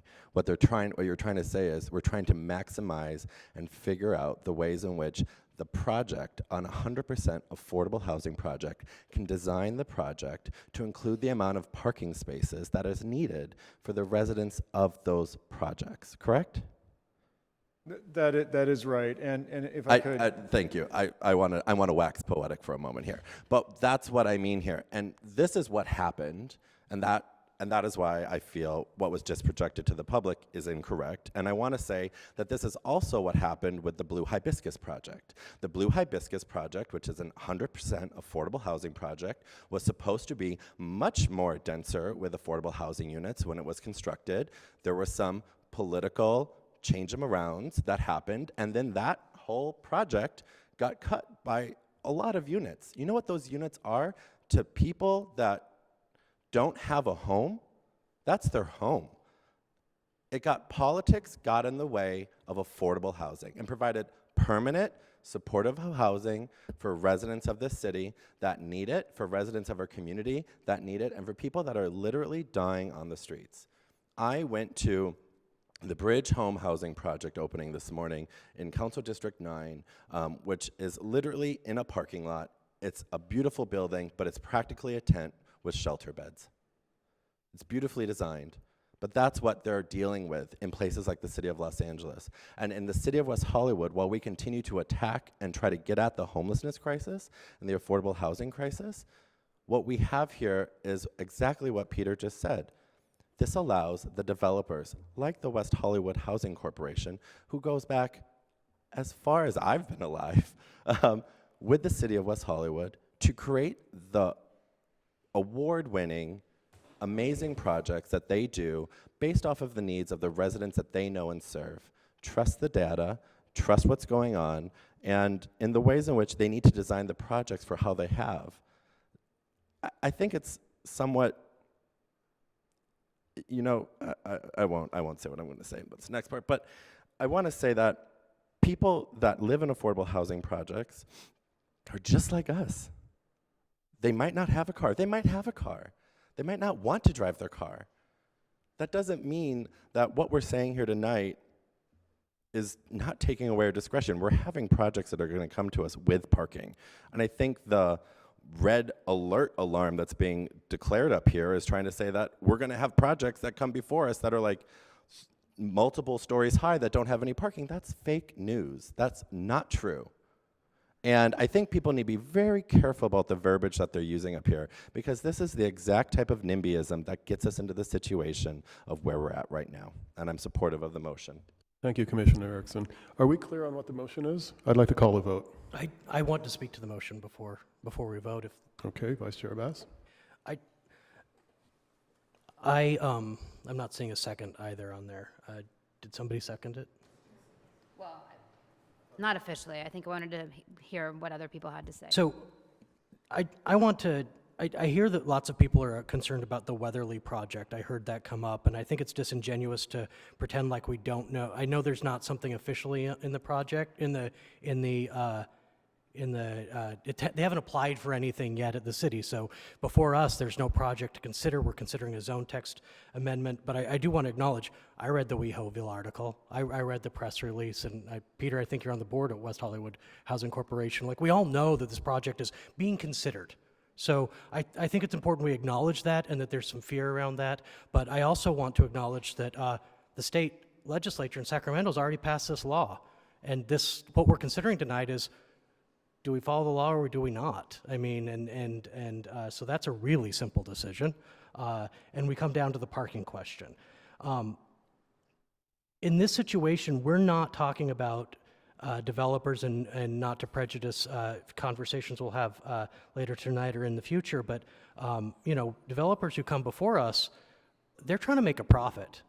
But these nonprofit organizations, like the West Hollywood Housing Corporation, which is fantastic, they're not a for-profit agency. They're trying to house people who don't have housing, and we need to encourage that. When projects come up, and I would bet we would hear this tonight, somebody's going to say, this project's coming before us with 9 units, why is only one of them low income? And that's because that's the profit margin. But what we're talking about with the zone text amendment is 100% affordable, which is fantastic, and we need to encourage those sorts of projects in any way that we can. Additionally, we hear when projects come forward, people saying, I'm being Ellis'd out of this building and I'm not going to be able to afford to move anywhere else in West Hollywood. The building I live in was built in 1927. I'm under rent control, having lived there for 10 years. If I got Ellis'd out tomorrow, I don't know where else I would live in West Hollywood. I couldn't afford another 1-bedroom apartment. We need to build, selfishly, I think we need to build more affordable housing so that people like me can stay in West Hollywood, and there's a lot of people in my same situation, a good chunk of our residents, and so we need to build these. I believe that because West Hollywood as a city is such a good partner with these nonprofits, that the financial mechanism is our best tool to negotiate parking, more so than having half a spot per unit as a magic number. I believe that we could probably negotiate better through that financing mechanism. Our city council and staff could do that better than we could at the Planning Commission, trying to decide if it just checks the box and then having a debate around special circumstances and special needs. I just don't think that that's the best approach to determine parking. And so anything we can do to build more affordable housing, probably ruined any future political career I ever want to have, but I'm in favor of it, and so I'll support the motion. Thank you. Commissioner Jones, did you rescind your second? I thought there was a I will second. hit second, but I want to make sure, are we through discussing? Has everyone issued Has their? everybody made comments? It doesn't Yep. have to All right. terminate discussion. I've seconded. So do we have a second? Great. So let's have a vote.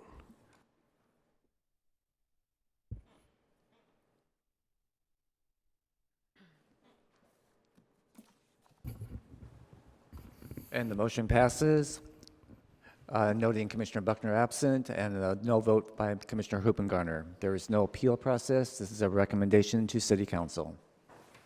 Thank you, David. David, do we have to go back to item 10A to wrap up? I'm sorry, I cut you off earlier at the end. That was strictly for the appeal process. That'd be put into the minutes. Okay. I'd like to take a 5-minute break just to cool off a little bit. Thank you.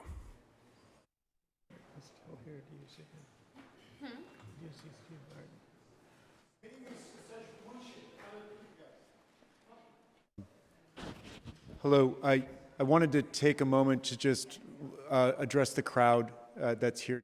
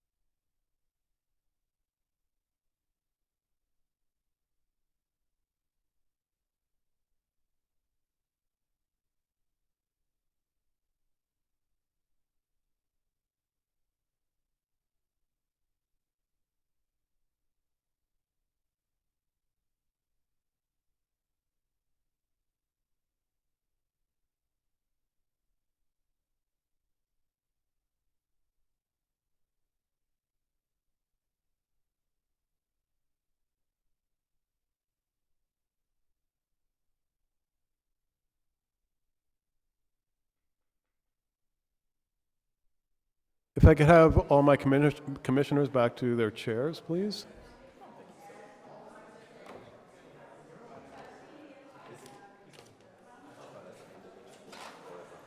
Commissioner Altschul?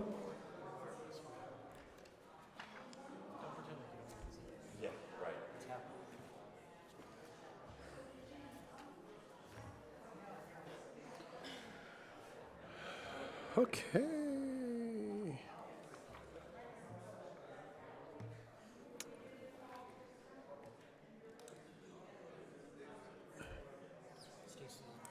Maybe Commissioner Jones?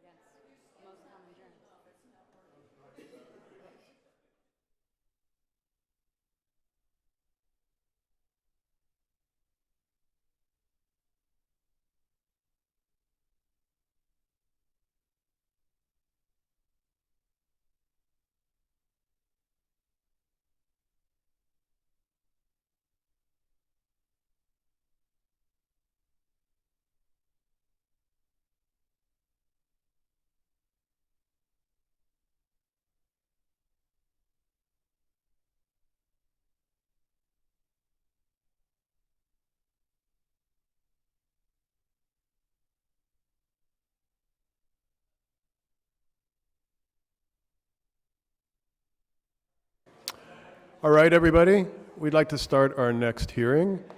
Hello? Item 10C, we will consider a request to demolish 2 existing single-family residences to construct a new 4-story, 9-unit apartment building. If anybody is interested, there's a historic resource assessment report at the back table. You can access it if you want to read through it during the staff report. And I understand Antonio Castillo is going to be giving us our staff report. Antonio? Yes. Thank you. Good evening, Chair and members of the Commission. Antonio Castillo, Senior Planner. The item before you this evening is a request to demolish 2 vacant single-family dwellings and construct a 4-story, 9-unit apartment building with 1 affordable unit using the Affordable Housing Density Bonus. The 7,500 square foot lot is located in the R3B zoning district. The property might be familiar to a few of you.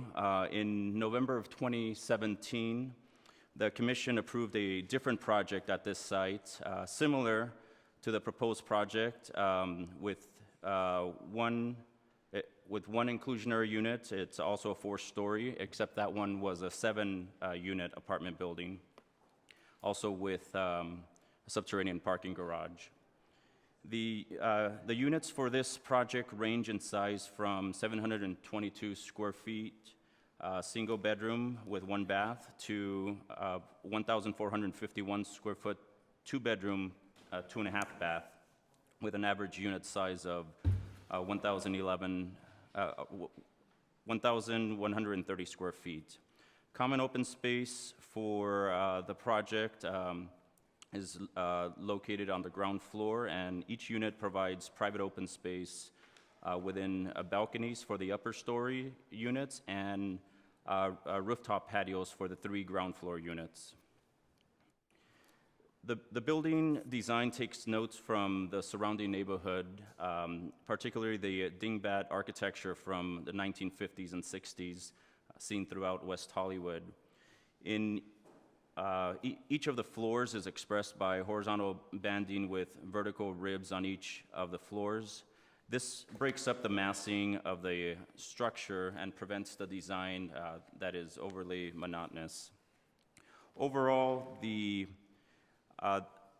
project is well scaled, 3-dimensional design that employs consistent architectural elements around the project to provide visual interest, shade, and shadow.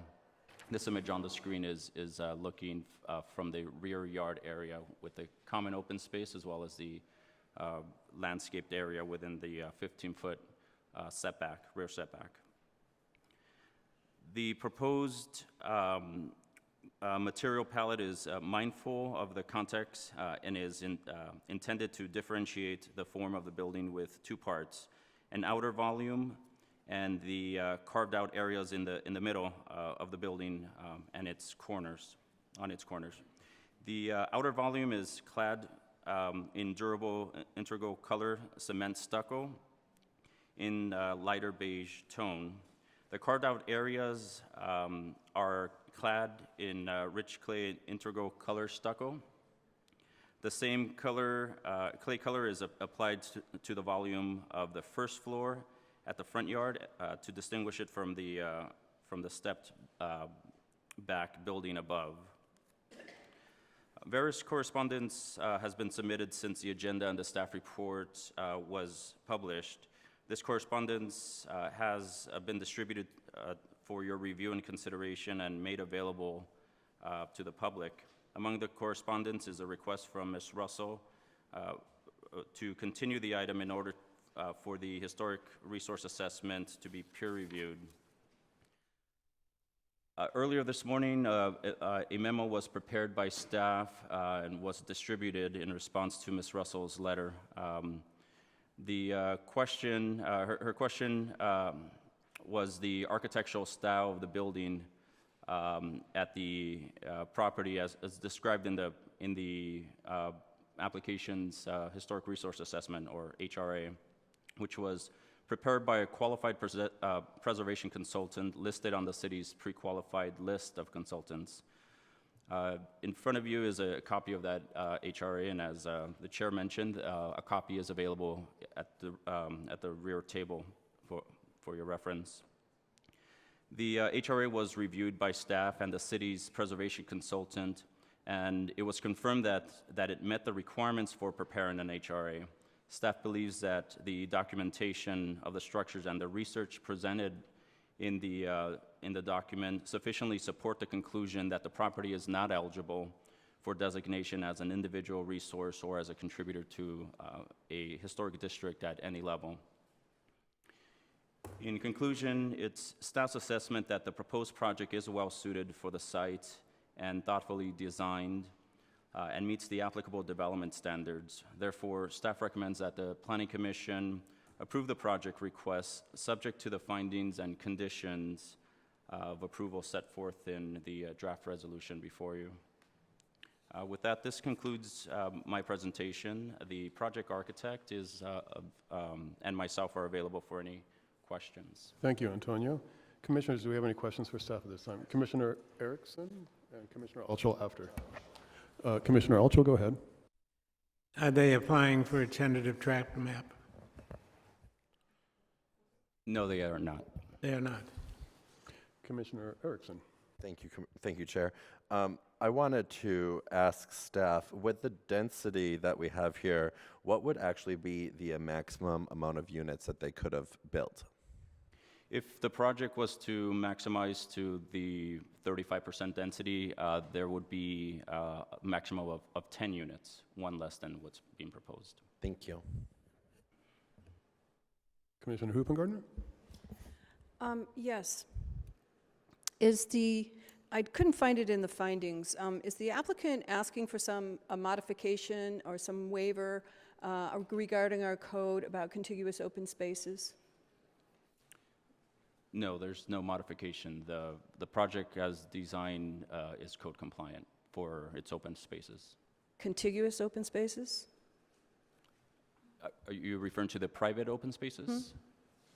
There are, the ground floor units have rooftop patios. So it's not contiguous? No, they're not contiguous, but the code allows for rooftop patios. But the code allows for rooftop patios that are contiguous to a unit. As we've seen many times, it's part of a townhome, it's the top level, there's a staircase that goes to the contiguous open space. But from what I see in the plans here, the ground floor units are the ones that have their open space on the roof. So the idea behind the contiguous is that the applicant has the ability to, I don't know, get up, make their cup of coffee, put on their bunny slippers, and go sit on their patio. And in this particular design, the applicant must get up, get dressed, go up an elevator to a fourth floor balcony, presumably having brushed their teeth, put on their makeup, and not just worn their bunny slippers, which is the idea behind the contiguous space. So I'm asking in particular, does this comply with that code of contiguous open space? Not for contiguous, but the code does allow, does not require that it's contiguous for when it's on rooftop. It doesn't have to be connected to the unit itself. There's a provision in the code that the contiguous provision where the private open space is outside of a habitable space. However, in that same chapter of the code, rooftop patios are allowed, and it's in the same provision that allows for a percentage of that common open space to also be allowed within the rooftop. I want to comment here for the purpose of clarity, and I don't in any way want to cut you off. I also have comments about this, but I would like to hold my comments until after we've heard the staff report and all of the applicants' presentation and heard any public comments. The relevant code is 19.36.280A2A.3. Its location on site. Required open space areas intended to be private open space shall be at the same level as and immediately accessible from a kitchen, dining room, family room, master bedroom, or living room within the unit. Variations from these dimensional and locational standards may be allowed where it can be shown that the required private open space meets the intent and purpose of this section. Provision of private open space shall not reduce the common open space requirements of this section. So I think that's exactly what you're referring to. Precisely. I also have a question about this. I would like to hold my comments and questions about this until, again, we've had an opportunity to hear the rest of the staff report and the applicant's presentation, but I think I know where you're going with this. We, Antonio, we've approved this type of rooftop patio situation before. There's a precedence for this, correct? Correct, including the project that it has already been approved for this site. And we've approved contiguous, and we have approved ones where they're not. That is correct. So there is precedence for this. But there's also precedent for not, correct? Yes, we've had buildings Like in that where both, the we've had both instances. We've had both situations, yes. Okay. Any other questions for staff? Disclosures, Commissioner Erickson? Thank you, Chair. I visited. Commissioner Hubengarner? Site visit. I did a site visit also. I was there this afternoon. Commissioner Alchul? None. Commissioner Jones? I live in the neighborhood. I've been by the site a million times, no disclosures. Thank you. Applicants, you have 10 minutes. Thank you.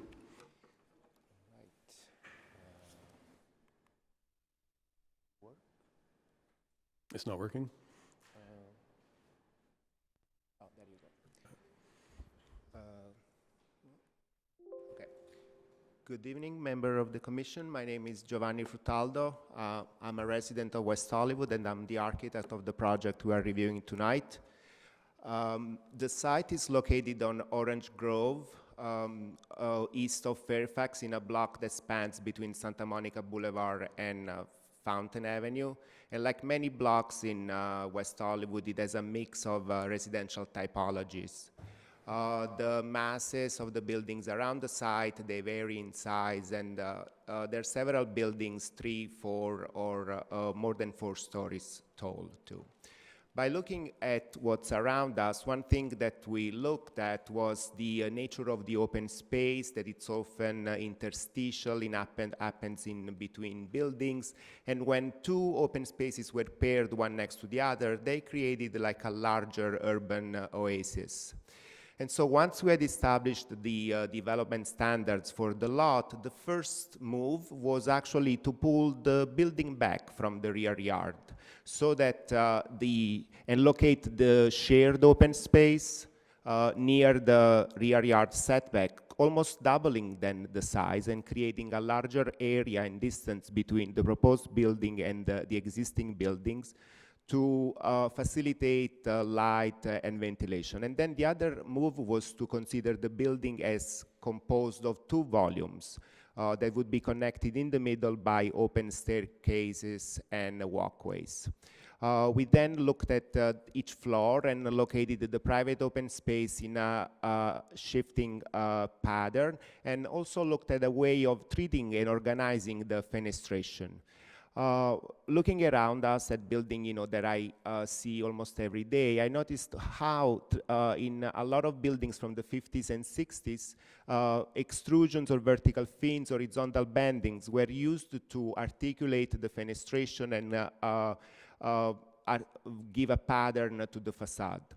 Along the same fashion, we were trying to veer away from the monotone gray tones of a lot of contemporary buildings. And so looking at also at what was around us at the site, we thought that the idea of using a light or a pale yellow with accent colors could be the way to go. The building facade along Orange Grove Avenue steps back at the first floor. There's a vehicular access on the south side of the lot with a service entrance, while the main pedestrian entrance is on the north side. At the rear yard, the shared open space is buffered from the neighboring building by a landscaped side yard and rear yard. The pedestrian entrance is on the north side, and the middle of the building is carved out in order to reveal this flesh of the building. The plan, this is the first floor plan. There's 3 units at the first floor, like Antonio was describing. The first floor unit has direct access from the sidewalk. In the center of the building, there's the lobby with elevator and stair, and there are 2 units at the back. All the floor plans actually stack, but the variation in the position of the private open space, and also the different shapes of it and the articulation of the window pattern, it creates unique layout. The roof structures are pulled away from the building edge.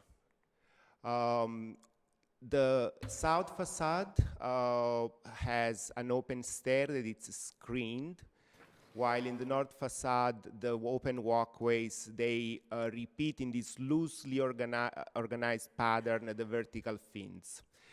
In addition, where there was no fenestration possible because of fire-rated stairs, we used a different color of stucco in order to articulate also further the facade. This approach of pulling the building back at the rear yard and also excavating the side yards in the middle allows us to have more generous side yards, which are also more respectful of the neighbors to the north and to the south and to the east. The building material palette uses integral color stucco for the main volume, and then we have these accents of color for the carved out areas. The driveway is a deep green that is going to complement well with the landscape. And then there's aluminum windows and panels in aluminum that are going to match the window frames.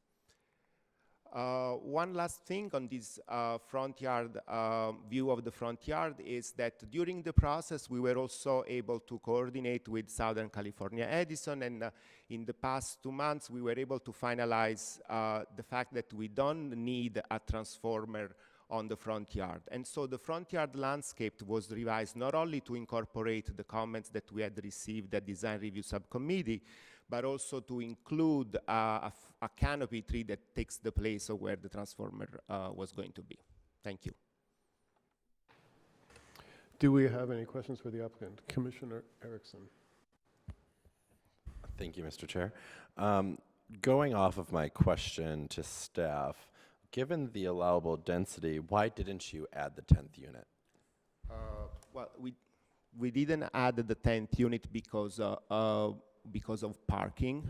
We didn't want to make the parking particularly difficult to get out of. This was also something that we discussed at the design review subcommittee, and as a matter of fact, the layout was revised in order to allow more backup space. There's also something else to consider, that the position of the driveway is dictated by the fire department. The fire department asked us to have both sides of the site to be accessible, and so that pushes the driveway up 5 feet, and you wouldn't be able to reduce, you wouldn't be able to add comfortably another parking stall. But in addition, the density seems to be appropriate for the neighborhood. What happens if not everyone that gets an apartment here has a car or needs a car? Well, the parking stalls are, there are the 2-bedrooms apartment, they have tandem parking, and the single bed, the 1-bedroom, they have single parking. So the parking would be empty, I assume. So then you could have added another unit.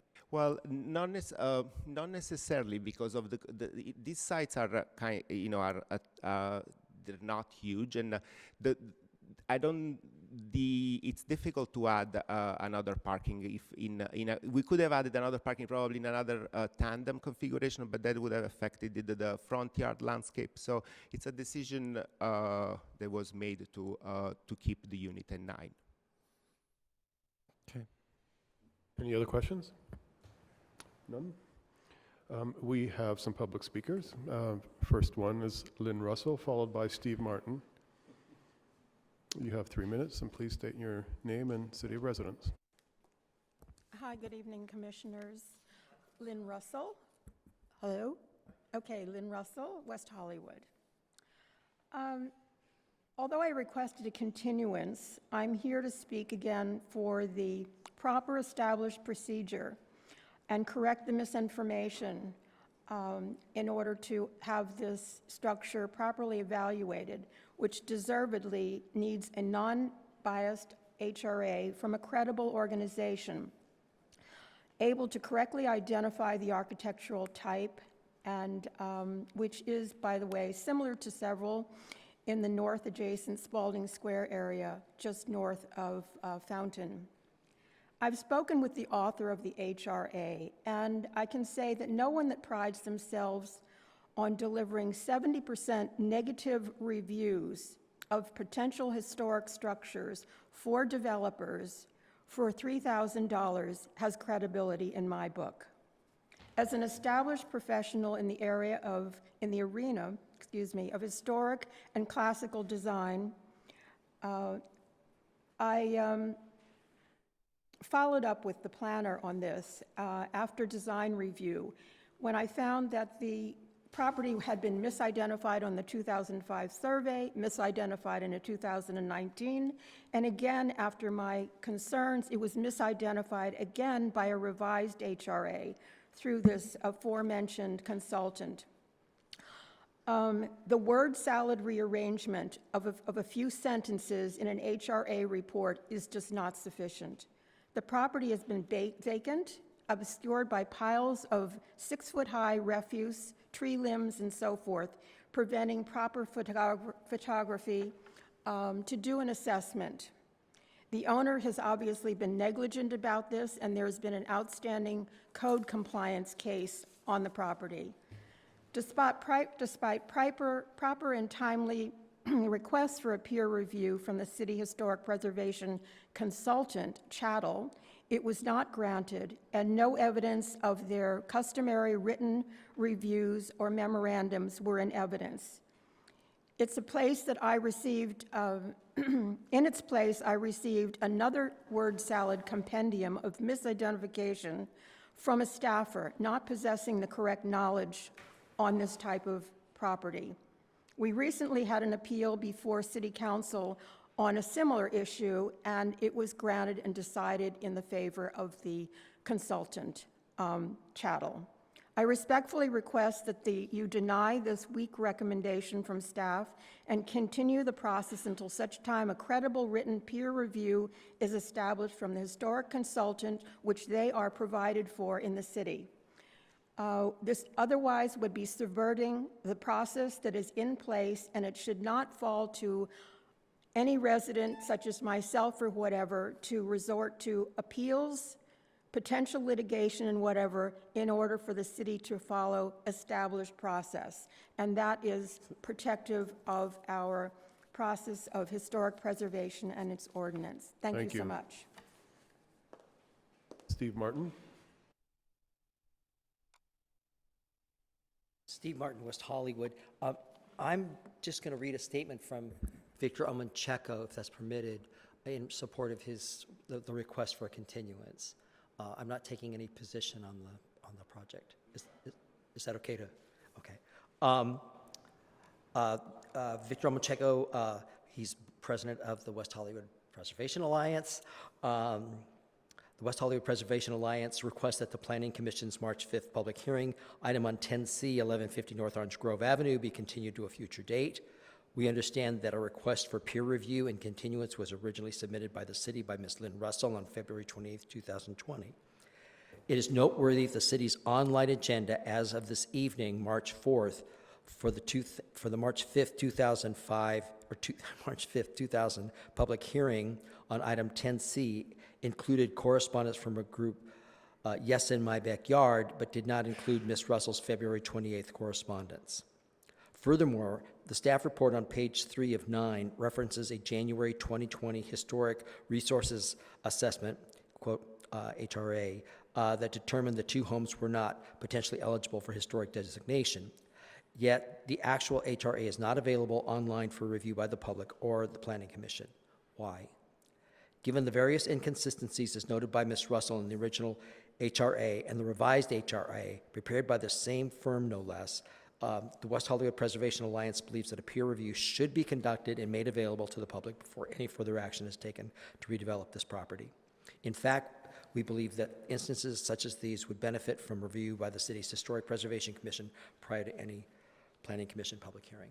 So, thank you for your indulgence. Thank you, Victor. Okay, I'm going to close public comment and keep our public hearing open in case we have any more questions. I'd like to start deliberation. And who'd like to go? Oh, we have an applicant's rebuttal. Yes, applicant's rebuttal. Do you have one?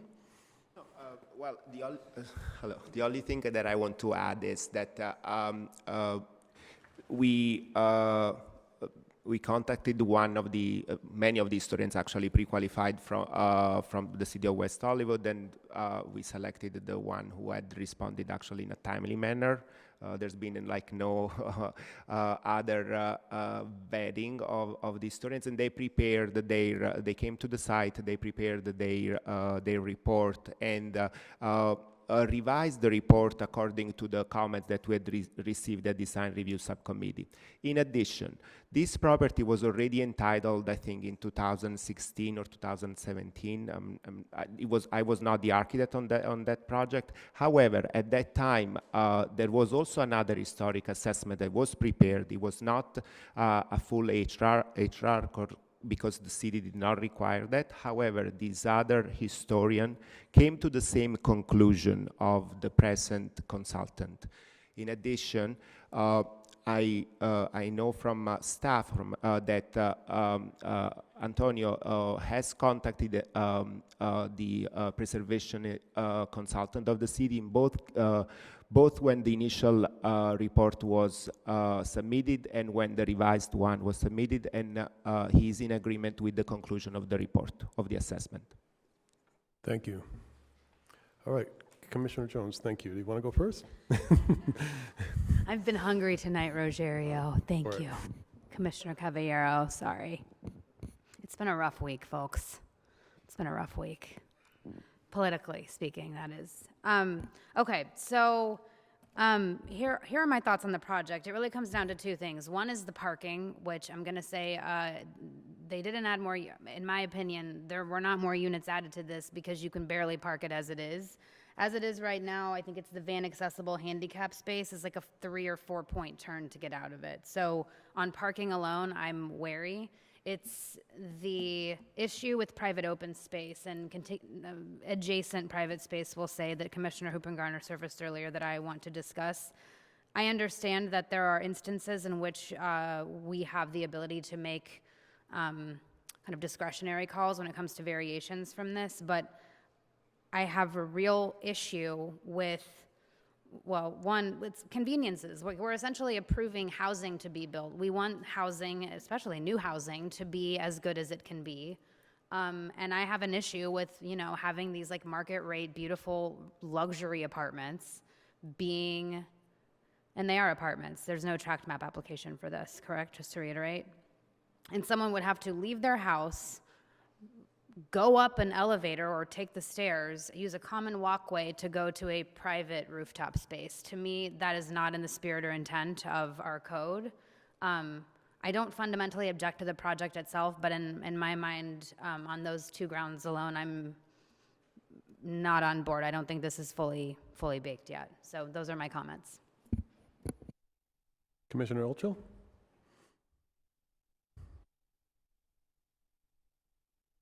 Do you have comments? No. Vice Chair Bass?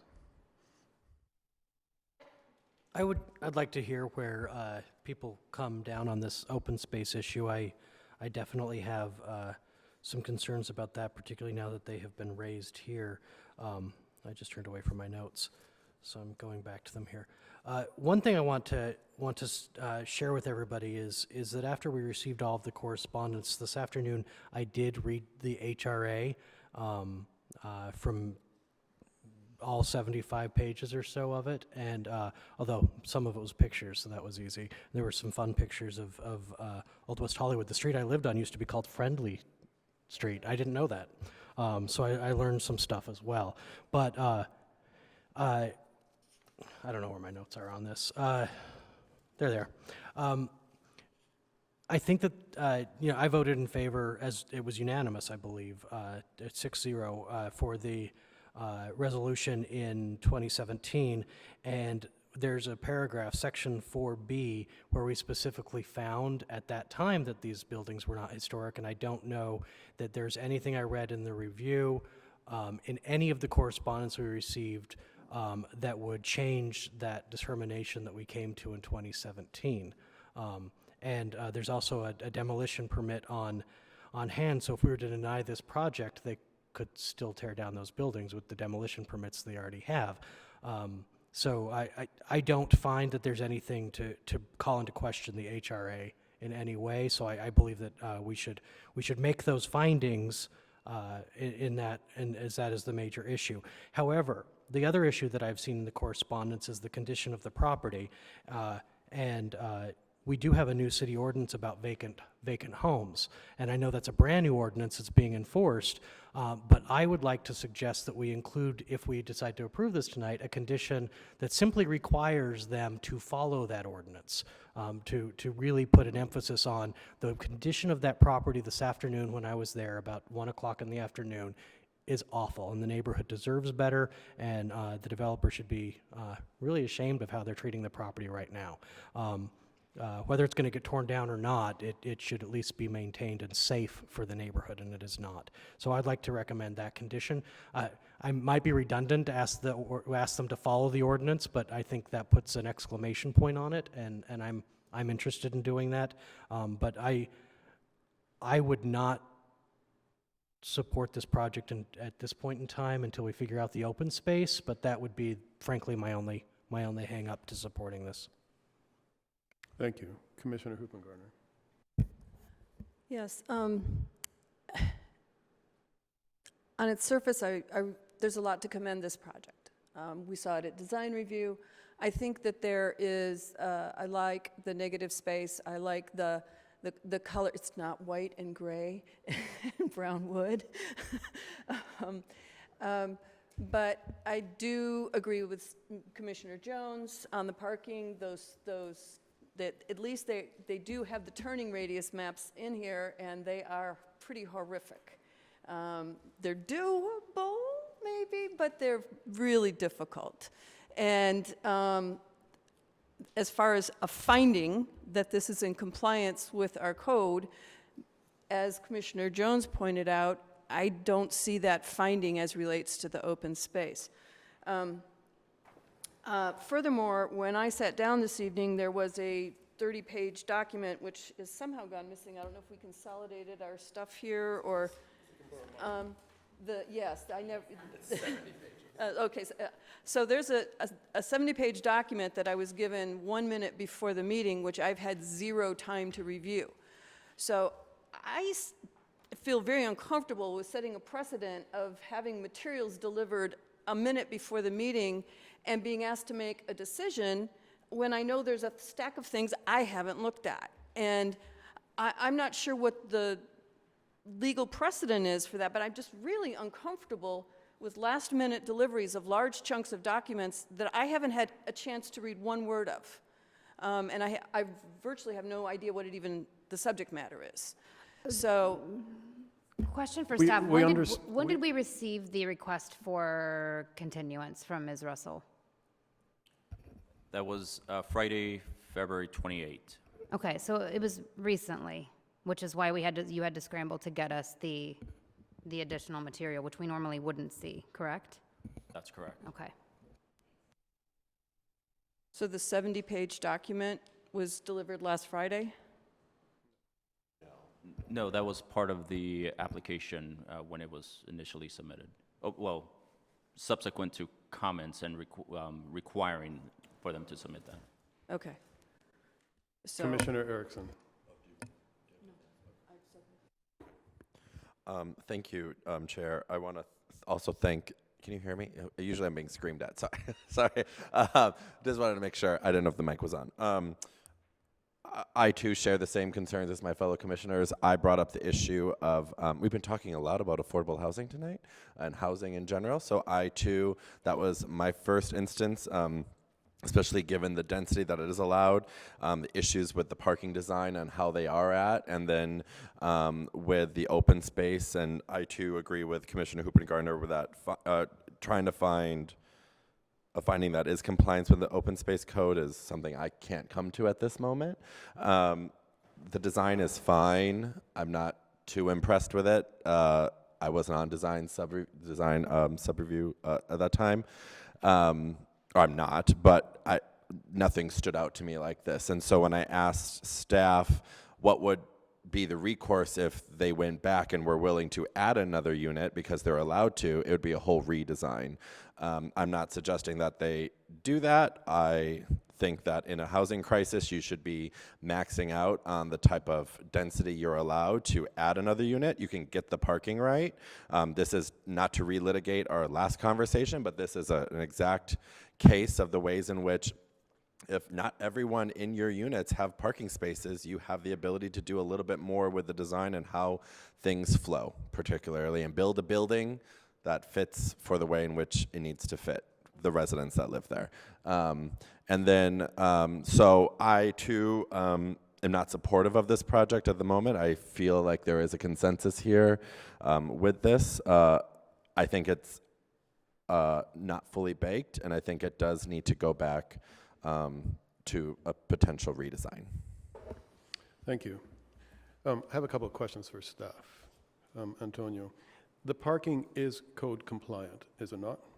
It is, yes. So it is difficult. My building that I live in, it's difficult to get in and out, so it is code compliant. There is a precedence to have open space separate from their units. They don't have to be adjacent, and the commission has approved projects like this in the past. I do have criticism of the space on the roof just because they're corralled off, and I just don't really understand why people would go up there and use the space. And given open space is such a premium to us and will become more of a premium, I really would like to see the roof deck be rethought in a way that you can still provide the space for the specific units, but have some flexibility so you don't feel corralled into a little pen. In design review, we commended this project. We liked the historical precedents of Dingbat. The project in the end isn't as playful as Dingbats can be, but there's a formalism and there's a beauty to the project that we need to acknowledge and I think is worth acknowledging. Staff, can you tell me a little bit about the qualifications of this person who wrote the historical resource report, because there was some question in the residents' letter to us today that seemed to question these people's ability to properly comment on the validity of the history of this project. Do you know this consultant? And if you could even answer, what qualifications do we require our consultants to have to be able to report a project like this, so that their reports, or to write a report like this, so that the reports aren't continually questioned by the community? Right. So historic preservation consultants, in order that we have a pre-qualified list, and for a consultant to be qualified, they must meet the Secretary of the Interior standards for qualification. This consulting firm is on our city list. We have pre-qualified them. They have worked on various projects throughout the city and the region, so they are a reputable firm, and this is the type of work that they do. Historic resource assessments, in addition to many other type of historic preservation related services. They are independent, they're not paid by the developer. They were commissioned by the applicant, yes. The HRA is part of the application. Okay, all right. But the application has to be reviewed, including the HRA, at length by staff in advance of it coming, well in advance, I would imagine, before it comes to commission, correct? Correct. It's reviewed as part of the project, the overall project application, and peer reviewed or reviewed by the city's preservation consultant, Shadow Inc. And staff didn't have any questions or concerns about the accuracy or legitimacy of the report at the time of the application when it was reviewed? There were no question, except that, as the applicant mentioned or the architect mentioned, they took it upon themselves to revise, to have their consultant revise the architectural description, but that did not have any bearing on the outcome of the decision? On the outcome. The assessment. Okay, thank you. Commissioner Erickson. Thank you. I had a question about the schedule for this project and future projects. I know, I believe it was last year when we reviewed the draft environmental impact report for, I think it was the bond project that was going to be on Ogden right there, it's in this general vicinity. This whole area is going to be seeing a lot of construction potentially if these projects were to be approved. When would the likelihood of this project start construction compared to the other projects that are slated for that area? I'm asking you like a wide open question, but I am concerned, and it was conveyed to us by the neighborhood watch captain that this lot has been vacant. We've talked about how this lot has not been upkept. I walk up and down that street all the time when I go to Whole Foods or wherever I go, and it is bad. And I am worried about the impacts to the neighborhood and kind of all the stuff that would be happening to them. And they came to our meeting when that happened, and they expressed those same comments. And I just wanted to know if you could conjecture or provide maybe a rough estimate. Perhaps that might be a better question directed to the applicant, because I don't know their schedule. However, this project is further along than any of the other ones in that immediate area. Okay, so it seems like open space is an issue for us, and I would like to have a discussion about that, just because if we've approved projects like this in the past, are we now going to make a determination that any project that comes to us that doesn't have adjacent open spaces, we will deny? I think my concern isn't about precedent setting. It's about the fact that there's room in the code or language in the code that lets us determine whether or not the private open space meets the intent of purpose of the private open space itself. To me, having ground level units that have rooftop space that are not directly accessible from the unit, that's a problem for me. Again, this is a quality of life thing. Just as I said with the parking, and I don't want to get off topic here, but it's not just about whether it's doable. Is it going to be comfortable? I mean, these are units that could realistically be renting for more than $4,000 a month per unit, minimum. So I don't want to put anyone in a situation where we're ultimately responsible for something that they're like, why can't I park my car? Or why, like, whose idea was this? I'd ideally like for there to be an opportunity for us to weigh in, especially when it comes to this matter of code with the private space, making the best decisions that we can make. And I think that there is leeway for us to be able to make those on a case-by-case basis. Okay, I don't disagree. I just want to make sure that we are in line with what we've decided in the past. And for me specifically, I'd like to make sure that all open spaces that we do provide for our residents are usable. And I do question usability of this rooftop deck. Yes. I was thinking of that in response to this discussion, as the rest of you have shared a little bit more. I live on a ground floor unit that has no open space. It's a 1927 building, so it wasn't required to have it. And those of us who live down there oftentimes will gather on the roof of the building. Like with 4th of July, you'll see everybody from the building up on the roof. And I brought some Cuban cigars home last year when I went to Cuba, and I smoked them on the roof of the building. So I use that, but what bothers me about this space is that it seems a little enclosed, as opposed to us using this roof that's not open space. closed off.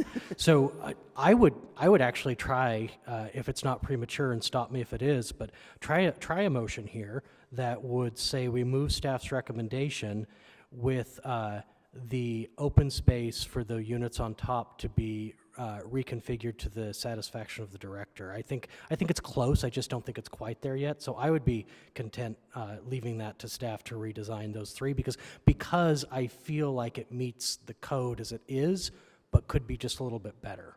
So we're talking about another reinterpretation of the code. Can we make the rooftop deck individual spaces more flexible enough that they're usable? We don't corral them in, but somebody wanted to, on the 4th of July, have 5 people up there. They could move things around and create larger spaces that do feel more usable. Is there a scenario on the commission where we could approve the project with that condition? And Jennifer, I think you were going to comment to that. I'm just worried that it would change the design of the project enough so that if we do move forward with it, that what actually ends up being built is not something that the public has had an opportunity to see. And I would concur with that. If they build structures, they're not building structures, they're only building partitions. So if they stay within the height limit, then it's not changing the design. We're just rethinking how we allocate space on the roof deck. Right, but the point, my problem isn't the way that it's configured on the roof. My problem is that it's on the roof at all for the ground floor units. Exactly. That's my issue. Yeah, I understand that. And my scenario was, is there a way that we could approve this project with allowing these open spaces for particular apartments on the ground floor to move forward with the idea of maybe making the space more flexible. And from now forward, we don't approve projects that don't have adjacent spaces to the units. I'm not ready to make that call tonight. I would agree with you, Stacy, and it's simply because, and I think I know the projects you're talking about that were approved, and know that they were actually ones I had to recuse myself from. So maybe there's some exceptions. But I guess your point of precedent is well taken, and I would agree with that, except, as my daddy would say, 2 wrongs don't make a right. And so just because we may have made a mistake and missed a finding in a previous instance, maybe before we all, and I don't know which projects and who was on the commission, et cetera, but I know I've learned a lot in the past 2 years, and I think I feel like I've made more informed and better decisions as a result. So I think that if we had missed something in the past, doesn't really pertain to the fact that we have identified the fact that this does not comply with city code. And we are being asked to make a finding here that it complies with city code. And it doesn't. And that, if I'm going to swear on a stack of Bibles, It doesn't. And so that I don't have comfort with. I absolutely agree with your point that if you're going to have open space on the roof, and I don't remember which project we had, I think it was actually this one when it came through first time, had corrals. And we had that same conversation. And so getting rid of the corrals, yes, I would agree with, but there's still the issue of the finding that it doesn't comply with our code. Okay, I think Jennifer was going to make a comment, were you, earlier?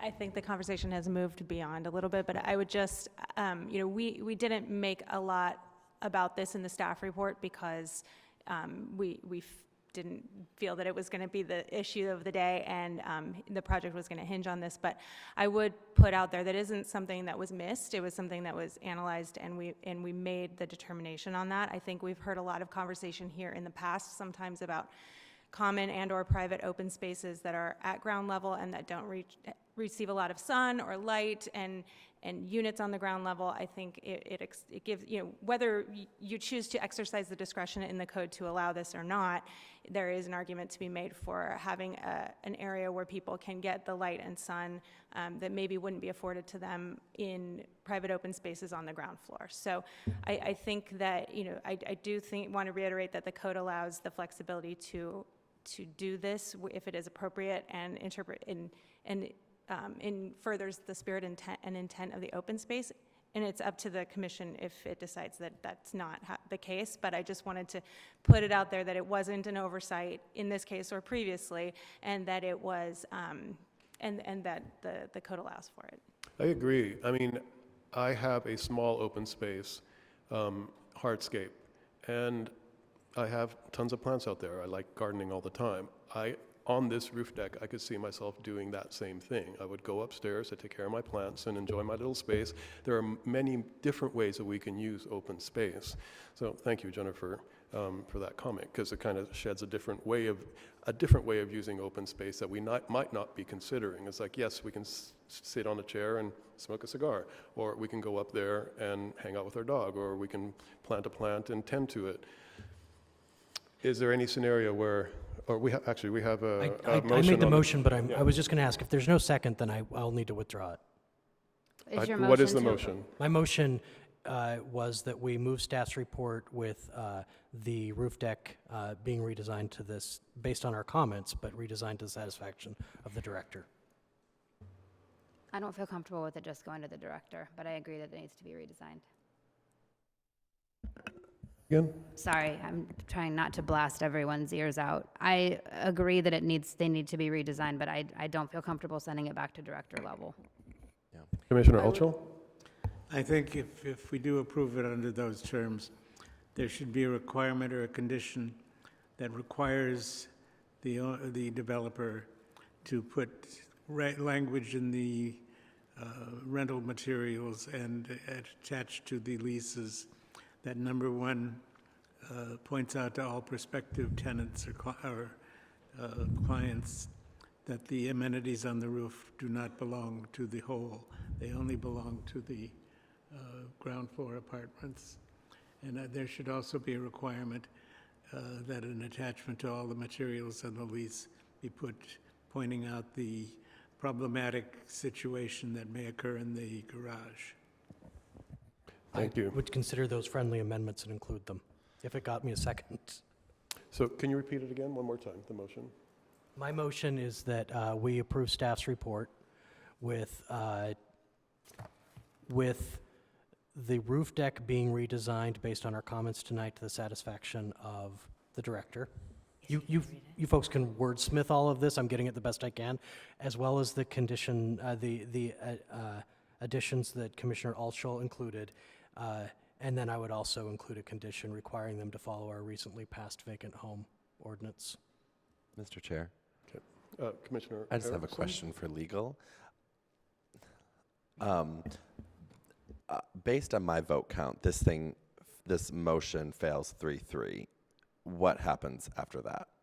Let's take the vote.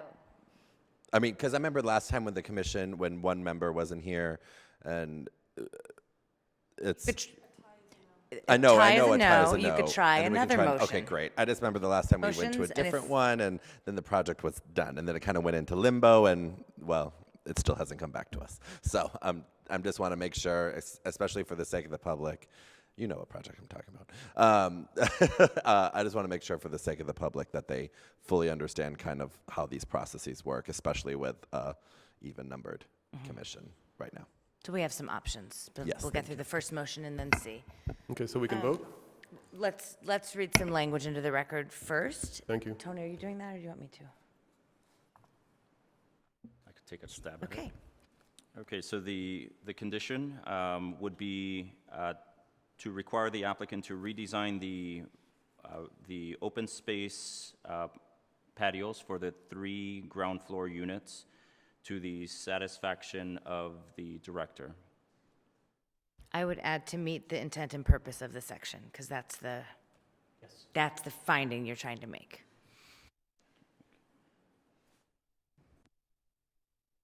Are we calling the question? So, yeah, I have a question as well. Oh, there is more. There were other conditions. Okay.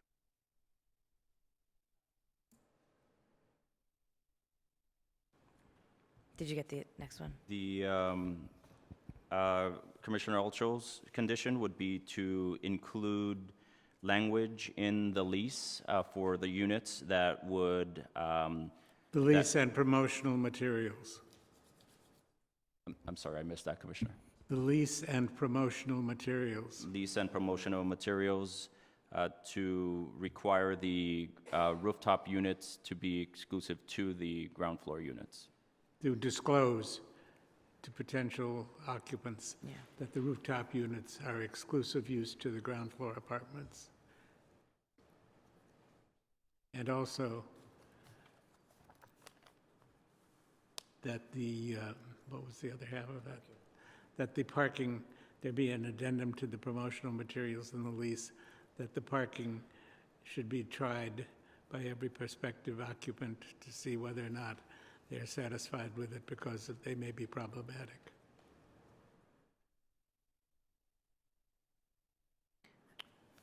Okay, I would say, and I think we'll put these as new conditions, 912 and 913.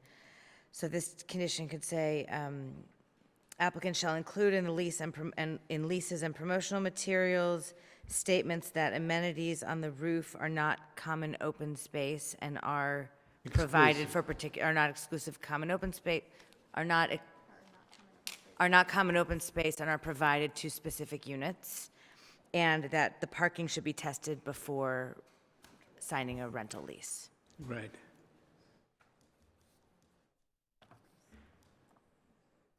With an accurate diagram of the parking. And then we'll add a condition 914 that the applicant shall comply with the construction maintenance ordinance of the city. So are you also, and as part of your motion, are you requesting to modify the resolution to, instead of stating that there's a finding that this complies with all applicable provisions of the municipal code, that we are in fact waiving this portion of the municipal code? No, I think that the finding that we make in the new condition says that it will meet the code, because the language they just read to us, it would need to be altered to meet Wouldn't the meet the intent. code. It's not contiguous space, so it doesn't meet the code. But the code allows us some room to. Not in that section, it doesn't. That's the problem I'm having, is that it doesn't say, sure, go someplace else. It says contiguous open space. I think it sets a really low bar. I'm just going to say it. Like, everybody needs to try to park in this brand-new building to make sure that their car fits before they sign a lease. I mean, it's not like this is my first apartment in West Hollywood, which was made for Model Ts. And like the private, just because people are okay with it doesn't mean that that's the standard we should aspire to. I agree think we 100%. deserve better than that. We can move forward with the motion as it's stated. I'm just giving my opinion. Vice Chair Bass, do you still feel the same way about the motion? I feel the same. I've counted the votes. I know how this is going to go. So let's just Or vote. do you? Let's vote on this so that we can get another motion on the floor. This is where I stand on it, and but I'm open to other ideas. But I think we could move past this motion pretty quickly. Yeah. And I would just ask whatever other motion, consider some of the suggestions I made. I call the question.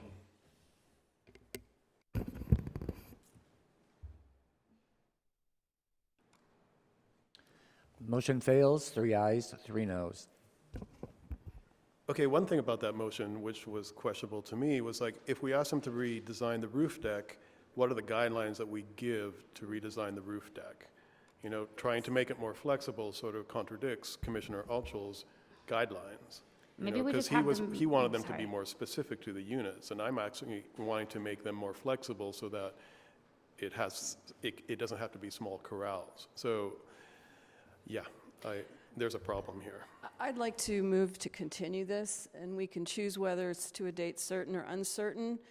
But I feel that, back to keeping this public, and it's a public process, that this needs to be reviewed and addressed. If there's grounds for a waiver or modification or something and that's the modification that they want to request, then it should be submitted as such. And I don't feel comfortable voting on a finding that I know not to be true. And that's just how I feel. So do we have a new motion? You mean continuing it on what, do you mean continuing it and having it come back with a redesign? Is that what you mean? So we're not continuing it. They would be bringing back a new design Denying it. with,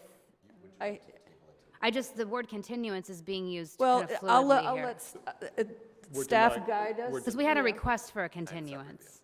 So we're denying the project. No. My understanding is you're continuing it to another meeting so that the applicant can address take in the comments you've made Okay. and try and And address redesign the roof deck. I want to be clear on the terms of the word use. Right. Use of the word continuance, given the public's feedback about the continuance based on another issue. Right. I don't could feel support- comfortable asking for a denial because I think there's many great, I agree. I love the courtyard space and the open space in the I center. agree. think there's a lot of wonderful aspects of this project, and I don't want to, put a stake through its heart. I think that the goal is to address these issues. I don't feel comfortable voting for something that's not true. I don't think anyone here, if I'm hearing it right, wants to deny the project outright. Yeah. I think we're all on the same page, So sort I of, on this think- one. If I may, Mr. Chair, I would just like to make sure that if a significant redesign is required for this project, that they consider making sure the maximum allowable units are included in this project. Because we had an hour-and-a-half long conversation about affordable housing and our housing crisis. And if we can add another home to the city of West Hollywood and to residents to live here, I think that's an added benefit to our community. We That's can't the- tell them what to do. That's at the applicant's discretion. It is, but I'm trying to say if a significant redesign comes into with parking, and I'm hearing it's a parking conversation, and we're already having parking problems, and if this, I think that this project is going to have to go through a significant redesign to address some of these issues. I just think that if they're going to throw 75% of the baby out with the bathwater, we should try to see if we can make sure we can maximize on the allowable, affordable, allowable housing units that are available. But to be clear, a developer is going to develop to the maximum possible anyway. But they didn't here. They didn't certainly because they would did. have to do another level of subterranean parking, which would be cost a prohibitively fortune. expensive. And so the parking is barely doable as it is. To add another unit and comply with our parking codes is, as the architect pointed out, impossible, and I'm Right. sure you would agree. Right. It's impossible, okay? It's physically impossible, and comply with our parking code. And that's the applicant's decision. It's their design. It's how they choose to build it. They could have built it with 8 units. They could have put no affordable in it at all. That's their decision to make. But it's our decision to make it comply with our code. And that's why I'd like to continue to address exactly the issues that we addressed. It sounds like it has to be a date uncertain, given that. But I want to applaud the architect. This is a very lovely design. I think it has a lot to commend it. And I am in no way want you to go away thinking that we don't feel that. At least I don't feel that. Yep, and I would like to commend the commission for such a great conversation and for landing where we have. I'd like to commend our chair for building consensus. Well done, Commissioner Caballero. Right, let's vote. I just want to say, when I seconded this, I'm under the understanding we're continuing it for the design issues and not for the historic questions raised tonight. In agreement. Well, I'm not seconding it or motioning it, but I'm in agreement. That's how I understood the motion. I will wait for the new staff report.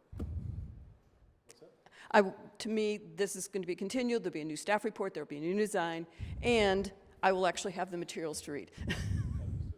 And also, I think it should state that the continuance has nothing to do with the status of the historical proponents. Yep. Let's vote.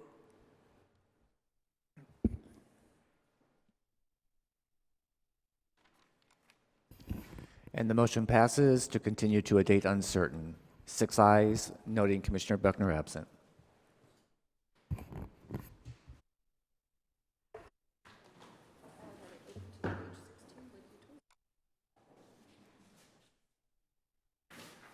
All right, item 10D. I would also like just to consider it another sentence that the privilege of the continuance is contingent upon the applicant cleaning up the property.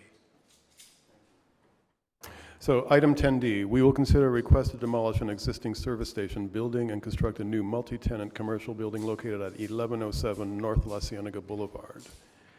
And Antonio Castillo is going to be doing our staff report again. Thank you.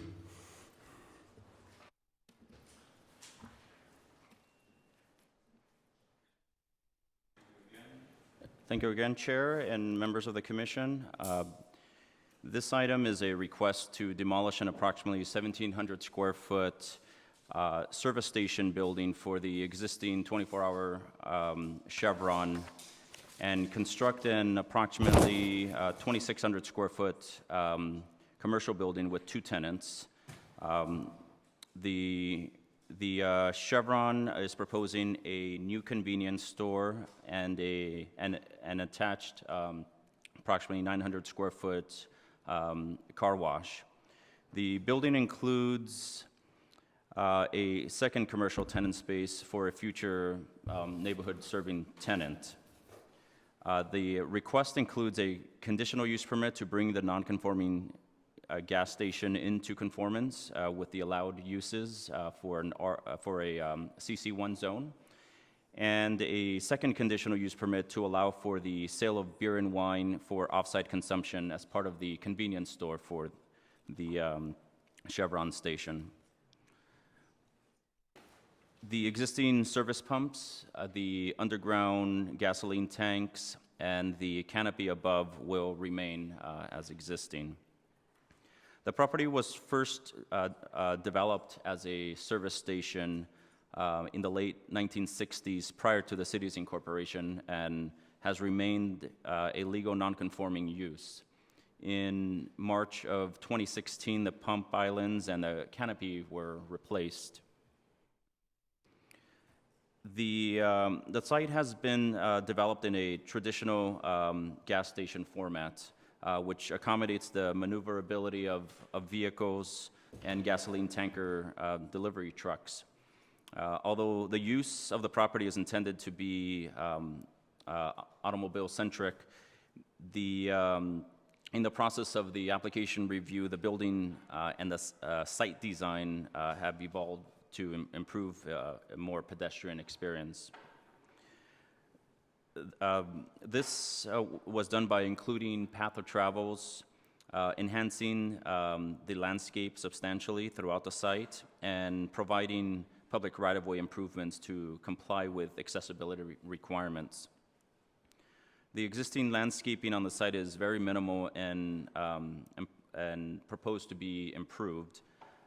The new landscape plan includes 9 new trees to be placed along the northerly property line within a new landscape planter that spans the entire northern edge, providing shade to the parking spaces as well as a visual buffer for the neighboring residential properties to the north. One of the conditions in the resolution states that the trees be required with a 24-inch box tree.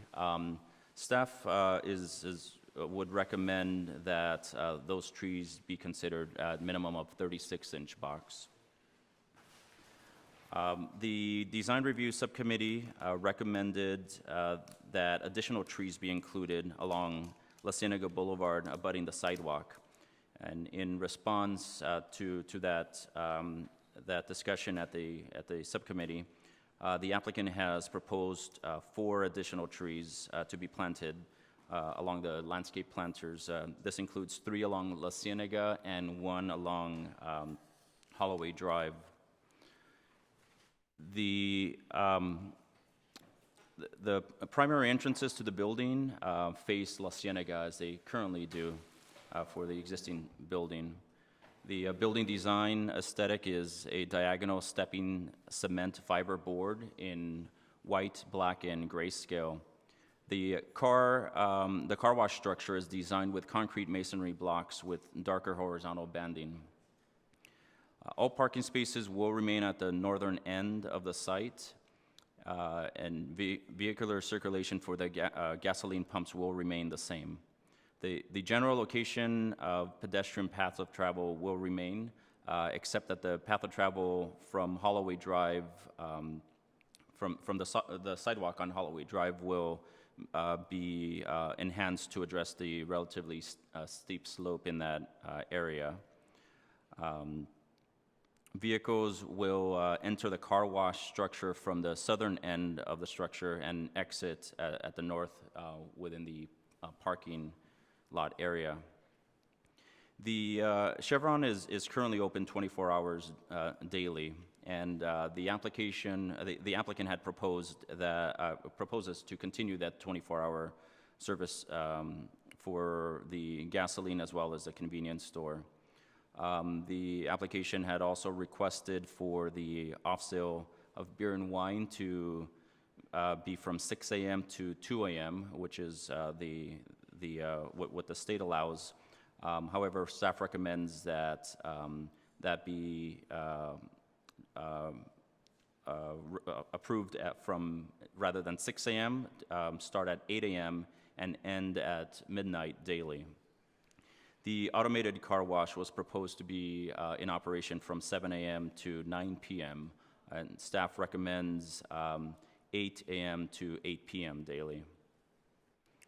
The car wash is an incidental use to the service station and would be attended by employees of the service station. The operation includes a customer delivering the vehicles to an attendant who will manage queuing of the vehicles, escort the vehicles through the car wash tunnel, and deliver it back to the customer once the wash is complete. Customers will not be able to drive their vehicles through the car wash. In this manner, vehicles will be managed by the Chevron attendants to be queued in an orderly method while waiting to be washed without the vehicle idling and potentially obstructing any driveways or pedestrian path of travels. In conclusion, approval of a CUP will bring the existing use into conformance and introduce appropriate conditions of approval. The convenience store and the sale of gasoline will continue to operate 24 hours daily and include the sale of beer and wine for the off-site consumption between the hours of 8 a.m. and midnight daily. Staff finds that the proposed project is well suited for the site and would be a positive improvement to a service station that has existed at this property since the late 1960s. These types of uses are necessary to serve the public convenience in a densely populated urban environment. As proposed and as conditioned, the required findings for the demolition permit, development permit, and the 2 CUPs can be satisfied. And therefore, staff recommends that the Planning Commission approve the project request subject to the findings and conditions in the resolution before you. With that, this concludes my presentation. I did also want to mention that staff received correspondence after the agenda and the staff report was published This includes multiple emails opposing the project, in large part concerned that the auto repair service bays are being removed. Additionally, the applicant's representative submitted a petition with 216 signatures in support of the project, and all correspondence has been provided to the commission and has been made available to the public. With that, again, this concludes my presentation. The project representative is in the audience. They can also answer any questions that you might have, as well as myself. Thank you, Antonio. Do we have any questions for staff? I have Commissioner a Jones. question. I want to be sure because I just want to make sure I'm clear based on having read the staff report and all of the community feedback. The 3 service bays are going away. That is correct as part of this application. Okay, thank you. So in regards to that, we don't have any say on whether the service stations stay or not. Several of the letters that we received really wanted them to stay in business as a service station. We can't have any say in that. They're not required that the applicant can choose to shut their doors. Thank you. Commissioner Hoopengarner? Couple questions. Tony, in my earlier email, I asked about, in the plans, there's incomplete diagrams in terms of the parking and the amount of space between the parking spaces to the west end of the parking area and the building. And I didn't have any turning radius maps nor any full metrics there to understand if there's enough clearance. For example, for the furthest west parking space, for that car, when it pulls up against the wall, how do they navigate out if there's insufficient space? And I couldn't find the full metrics to establish how much clearance there was from the back of the space to the newly constructed buildings. The backup space is clear and unobstructed is 22 feet. And code is? There's no code provision for that. There's typically a backup space would be 24, 25. It can go as low as 21. This is 22? This is proposed. It's 22 feet. But Correct. the standard is there standards in the building? There's no standards in the code. In the state code? No, there's no State building code, standards. there's no standards? Okay. Suggestions. Okay, so there's 22 feet, so you take your 10-foot car and you go back, and then you've got a, multiple K turn to get out? If necessary. I want to point, thank you, David, the diagram in the front, in the screen is a diagram that was recently submitted to clarify some of the questions that provide some dimensions. Yeah, the one I looked at didn't have, it had bits and pieces of the dimensions, but not all of them. This diagram up here provides clear dimensions, and specifically it provides the dimensions to the parking space depth and the overhang into the landscape planter, but also provides the aisle, drive aisle width, which is a dimension that's already included in your packet. Okay. Can you go to the turning radius from the exit to the car wash diagram? Do you have that here? I'm sorry, a turning radius? One of the diagrams included the car exit path from the car wash. Sorry. Yeah. Okay, that would be sheet C1.2 in your packet. That's a customer vehicle circulation is the title of that sheet. And that turning radius shows that car going through the back end of 2 full spaces. And that to me means that those spaces aren't really operational parking spaces. If someone's got an Escalade parked in there, how is that car going to navigate through the parking space in order to exit if that's in fact the turning radius out of that space? I don't believe that that is the true turning radius. This is more for illustrative purposes, and I do agree that it should not have been shown this way. But it is. This is not representing a true turning radius or the minimum turning radius. This was just trying to show the car exits north and makes a right. So how do we know whether or not this is practical? Without a true metric on the turning radius? Staff believes that 22 feet is sufficient. But that's for backing out of the parking spaces. I'm talking about the exit of the car from the car wash across and navigating across those parking spaces. Right. So 22 feet, just to throw out an example, an alley, typical alley is 15 to 20 feet. Okay. And that's, cars are able to exit out of their garages into the alley. Okay. 22 feet is sufficient. Okay.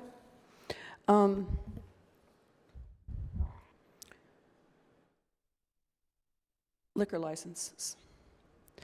There are 3 off-site liquor licenses within 1 block of this location.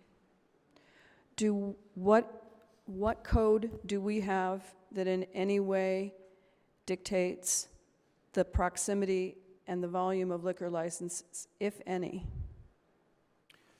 There's no code that limits them. There's discretion there, hence the conditional use permit. But there's no maximum limitations. There are standard conditions and there are required conditions for alcohol sales. And do we have other instances in our city where we would have 4 liquor licenses in a 1 block radius, 4 off-site liquor licenses within a 1 block radius? Off the top of my head, I don't have that answer for you. Okay. How many full-service gas stations are there in West Hollywood? Full service meaning full service, like in the good old days where the man comes out and pumps your gas and checks your air and checks your tires and checks your oil. I'm thinking about our elderly, our disabled, et cetera. I'm just, we're being asked to create a change to existing conditional use permit. I'm trying to understand the situation. So how many are there? This is the only full-service station in the city out of the 6 gas stations that we have. Okay, so okay, thank you.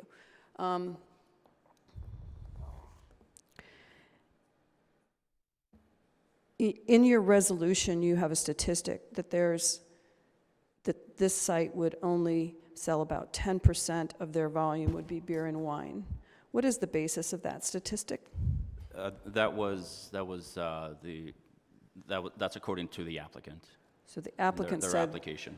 So the applicant said that only 10% of the sales from this site would be beer and wine. Correct. Okay. And what is that number from the 7-Eleven across the street? I do not have that information for you. So we don't know what percentage of their volume is. Okay.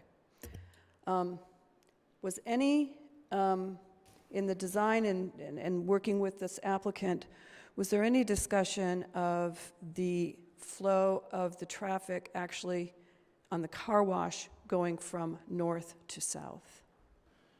Entering the car wash from the north. Yes, there have been discussions. That was discussed early on in the project and throughout the process.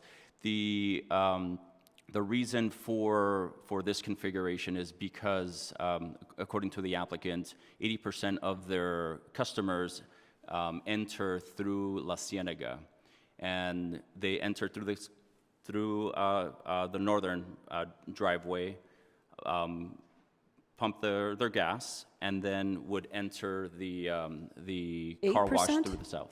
8%? 80%. Oh, I was going to say that didn't sound. And the other way around, as configured with the existing pumps and canopy, the only way for a car to, the other way would create some on-site circulation chaos, if you will, because there's no way of a car exiting and being able to exiting the pumps and being able to get their car washed without exiting the site and making a U-turn. Okay, just two more questions. You have condition 9.17 that says vehicles waiting for car wash shall queue completely within the property and shall not obstruct street traffic or pedestrian path of travel at any time. My question to that is, or what? That they would be in violation of their entitlement. The point of that condition is to make it clear that they shall not queue. They need to have an orderly fashion of how they queue their vehicles. So if that queue spills out onto Holloway or La Cienega, and then what, code enforcement would fine them? Yeah, that's my question. And how does that get stopped? The building is there, the business is there. I'm just trying, I live very near this, not within 1,000 feet, but we all live near this. We all travel here, we all shop here, we all get our gas here. I've never been there. Never been there? Okay, you're on the other side. In any case. So we're very familiar, I am very familiar with this layout and how this flows. Very familiar with the people who cut across the gas station from La Cienega to Holloway instead of waiting for the traffic signal. We're very familiar with the chaos here. So I'm trying to address the potential additional issues that might be created by this queuing system, and I want to understand what the consequences would be if we approve this and that queuing is, as we think it might be, a potential problem. Okay, so first of all, there is a condition in here, Tony's finding the number, to return to Planning Commission, to check the conditions, just like we do on nightclubs and things like that. So we will return to give you an update. But the reason that we put, much like some of the conditions that were in the item before, the reason that we put some of these conditions is to put the operator on notice that if they don't comply, they're out of compliance with their CUP, and we can modify the conditions. We can, at the very extreme cases, we can bring it back for a modification or revocation if it's really becoming egregious. But it's in there so that we have that leverage on them. And that's great, because I think it's a real concern. Okay, my last question. When this went to design review, and design review said put landscape trees in the parkways, and you have the 3 trees, or 4 trees, okay? Did design review say canopy trees, or what was the recommendation? These trees are actually in the planters, not on the parkway. They are. Oh, I know what they are in the plans, but in the plans, they're a shrub. Right. This tree, this tree is called a New Zealand tea tree, and it's a shrub. It's a pointy shrub that's going to scratch you on the sidewalk, okay? So trees, when you use the word trees in your findings and in your resolution, says to me a canopy tree, and you were on design review. I requested the same tree that's on the north perimeter. Okay. Melaleucas. It would make more sense. And it's a tree. And that's addressed in condition 8.4. Commissioner Erickson? Thank you. My fellow commissioner brought up something that I wanted to talk about as well regarding circulation of cars. And I do drive by this area, so I've just never actually stopped at this gas station. I don't know why, but whatever. But I see it, and one thing that I do see that my fellow commissioner brought up is the ways in which people will skirt to go to Holloway, to La Cienega, not wanting to wait in the light. But then in reality, for the traffic pattern, you're coming south on La Cienega, you pull in, you go to the gas station, and let's say you want to get your car washed. But if all these gas dispensers are full of cars, how do you get through to go get your car wash. You have to go straight down La Cienega, so you're continuing in traffic, and then you're entering off of Holloway and entering there. It just seems kind of like a traffic pattern nightmare right here. Some of these questions might be addressed by the applicant's presentation, so we might want to hear from what they have to say, and then we can fill in any gaps that still exist. I also have questions about circulation, but would rather wait until we hear public comment and Yeah, stuff. I'm fine with whatever. That's just one of my main questions right now. Okay, are there any disclosures? Commissioner Erickson? I drive by this site. I drove by it this morning, actually. However, I have not spoken with anyone or the applicant or used the gas station. Yes, in your correspondence you received this week was a letter from an employee who lives in the city.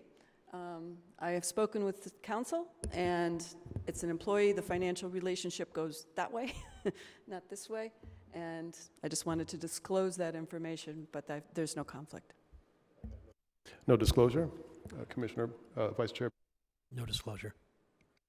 Commissioner Altschul? I ride by it all the time. Commissioner Jones? No disclosure, but I ride by it at least twice a day. Great. Applicant, you have 10 minutes. Please state your name and city of residence. Good evening, Stephen Jameson on behalf of Ben Poldar, and we're here to present to you what we believe has been a project that we've been vetting with staff, and we want to appreciate staff for all of the hard work that they put in for the past 2 years. This application was initially provided back in April of 2018. A community meeting took place in around June or July of 2018. We went to the subcommittee on design in June of 2019. And in between, we've had many meetings with staff to try and identify all of the challenges, all of the issues, all of the concerns that we could possibly do.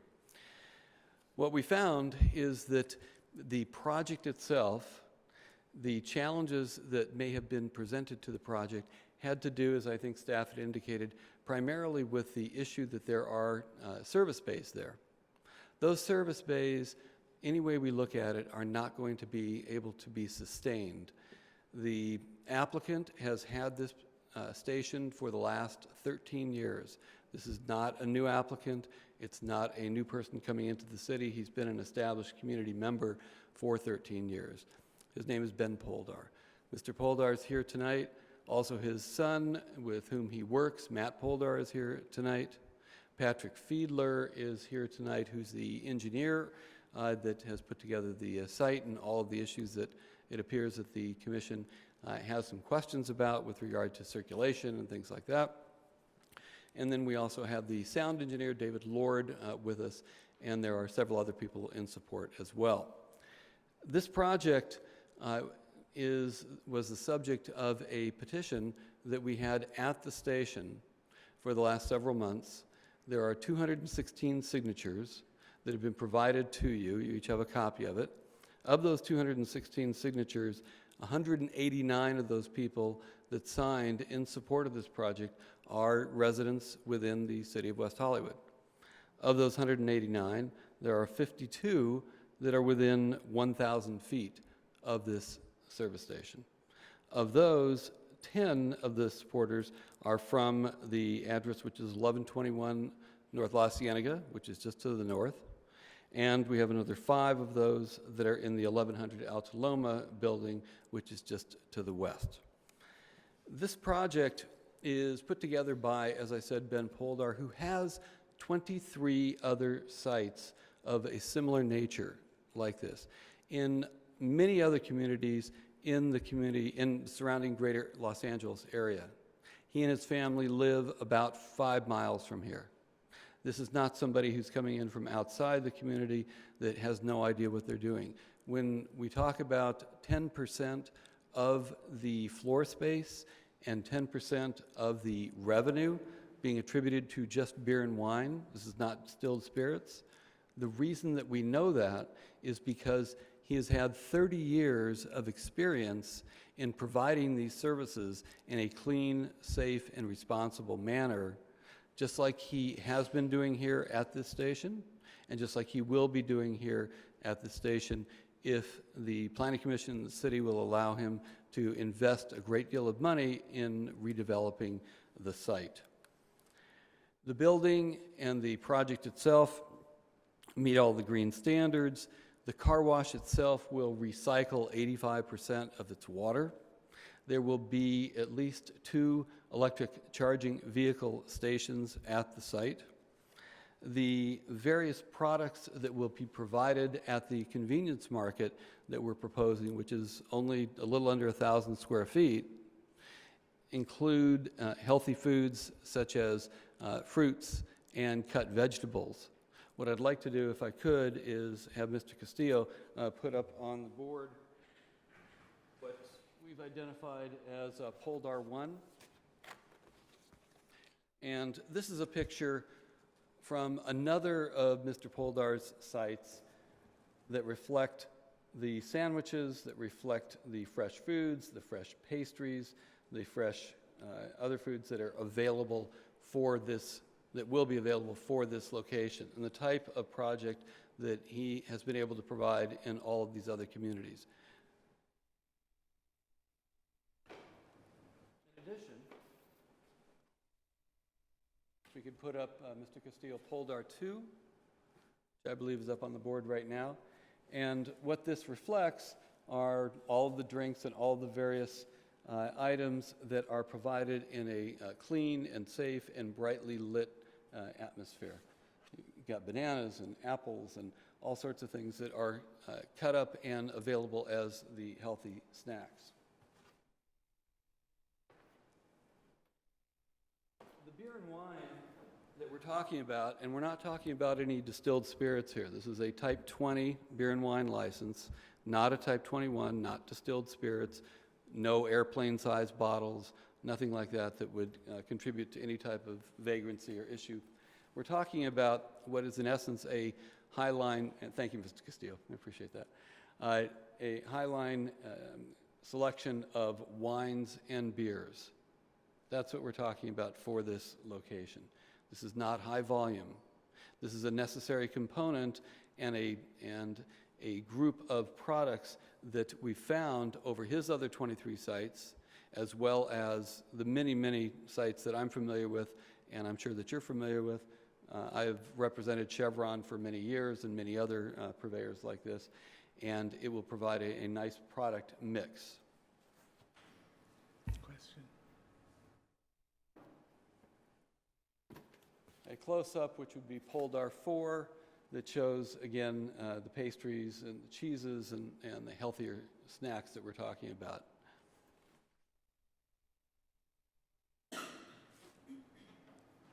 And then finally, just another view, which is Poldar 5, of the various types of offerings that we're talking about. This particular location has been the subject, as I said, over the past almost 2 years of many, many inquiries on how we can do this in a way that's safe and reasonable and that meets the needs of the community. When we're talking about the conditions that the staff has recommended with respect primarily to the hours for the beer and wine, rather than the 6 to 2 a.m. that we initially requested, staff has suggested 8 a.m. to 12 a.m., and we're okay with that. The applicant's satisfied with that. On the car wash, initially we wanted 7 a.m. to 9 p.m. After going through all of this process, we see that the staff has recommended 8 a.m. to 8 p.m., and we're okay with that too. All of the conditions that have been proposed by staff and the recommendation of approval by staff, we appreciate, we understand the need for it, and we would respectfully request that this application be granted in its entirety.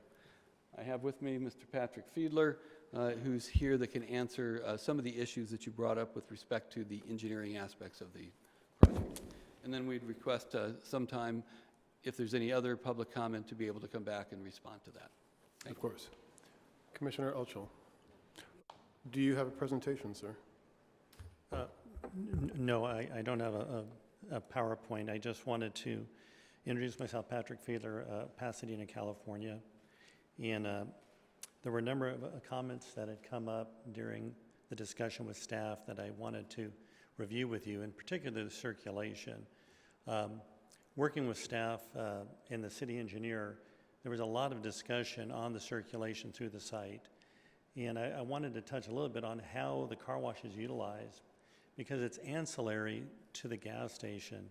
It's not designed to be a primary destination for people. It's designed for folks that are coming to buy the gasoline. They purchase the car wash at the pump while they're fueling, and then would go through the car wash entering through the south. So it's not designated as a standalone business that people would say, oh, I'm going to go get my car wash today. And it's not designed as a full-service car wash where someone would come there and attendants would be vacuuming out their car and drying the car. It's not that. It's an exterior car wash. I also did want to talk about the service bays, because the nature of cars has changed a lot in the last 20 to 30 years, where the cars don't require as much maintenance. The maintenance that is done in order to maintain warranty, people have to take it to the dealerships. And the technology, the equipment that's needed to even maintain the cars is very expensive. And so the day of the local mechanic at the gas station is coming to an end. And so it's really no longer a viable business like it once was back in the 60s when the station was built. And with that, I'd be happy to answer any other questions you may have about the site. Thank you. Commissioner Elchel. Excuse me, what is your name, sir? Oh, Patrick Fiedler? You're the applicant and the... Oh, no, I'm sorry, I'm the engineer. You're the engineer. And the other gentleman, what is your name? My name is Stephen Jameson. And you're a representative? I'm an attorney. I'm representing the applicant. And this is Mr. Ben Poldar, if we could just step forward. Mr. Poldar, This is yes. Mr. Poldar, who is the applicant. And I think everybody who has dealt with that station would join you in applauding the business practices of Mr. Folder. But somehow I feel the need to channel Gene Dobrin here. Gene would say, you must realize, as we all must, that the use runs with the land. And as wonderful as the individual is, he could sell it to Idi Amin tomorrow. So, you know, all of this praise on the applicant and on the operator is not exactly relevant given those circumstances. Thank you. My name is Ben Poldar. I live in Beverly Hills, and I operate 23 sites. I'd be happy to answer any questions I have. Most of my stations have beer and wine, and the average sales at those stations are between 6 and 10% in all the locations. Thank you. Any other questions of the applicant? Vice Chair Bass? Yeah, the picture you showed of you showed pictures of the inside of the station, and the one you showed for the alcohol showed bottles of wine. So we've previously considered conditions that limit off-site sales to 750 milliliters or you know, a bottle of wine or larger, which allow you to sell like a 12-pack or a 6-pack of beer, would allow you to still sell that, but just not the single serve, go drink it in the alley. Would that be a condition you'd be amenable to? Yes. Commissioner Jones, did you have a question? This is purely for my own edification. Do you happen to own the service, the gas station that's at the corner of Beverly Glen and Santa Monica? No. No, okay. I like it, I just. Commissioner Erickson? You have others that, do you have others that you're... No, I just had one in mind that I wondered if one of them. He may very well own the other ones. Just for the sake of playing devil's advocate, I think your engineer said this is designed for people that don't want to just get their car washed, and I brought up the circulation issue. As a chaos agent, just for the sake of the argument, I want to pull in. I live on Fountain. When I have to go west, I'll pull down. I'll come down La Cienega, and let's say I stop here for the first time. I apologize, and I just want to get my car washed. By the way, I never wash my car. I don't know. It's a weird thing. I'm from the Midwest. We usually wash them on our lawns, but we can't do that here. But I just want to get through, and I can't. And so I have to go down the street. I'm creating more traffic, and I just want to cut through, but all the bays are done. I just don't see the traffic pattern and the flow being comprehensive to like people like me that would want to do that. What's your response? Well, again, 80% of the customers accessing the facility are coming south on La Cienega, and enter in that northerly approach to access the fueling islands. And so if a customer did come and just wanted to use the car wash, they have the ability to pay for the car wash at the entrance. So that is a possibility. But again, most of the customers are using the fueling position, paying for the car wash while they're fueling, and then wash their car. Can I ask if there's an incentive, like if you buy a car wash at the pump, that there's some kind of a discount? Also, another Midwesterner asking for a friend. No, there is no No? discount, but we will have club membership. I see. So if you buy 9 car washes, you get 10. So you're incenting people to do both. Okay, thank you. To answer Mr. Erickson's, the second driveway, if every island is full with cars, you can enter the second driveway on La Cienega. You don't have to go to Holloway. So my question is, it's funny that you should say that, Mr. Altschul, because I literally sat at my desk when I was reviewing this and I said, I feel like I'm going to have to channel my inner Gene Dobrin on the alcohol license. It's an internal joke, a much beloved citizen who, this was one of her key issues, recently passed. Anyway, to that point, if this commission decided to allow the car wash and the rebuild, but not the liquor license, are you amenable to that? It's only 10%. Unfortunately, that would not be something that would allow the amount of money that's necessary to spend to develop this property to actually get it done. While it's only 10%, and this is common across stores like this, as you may have heard while It's you've the been highest sitting here, margin.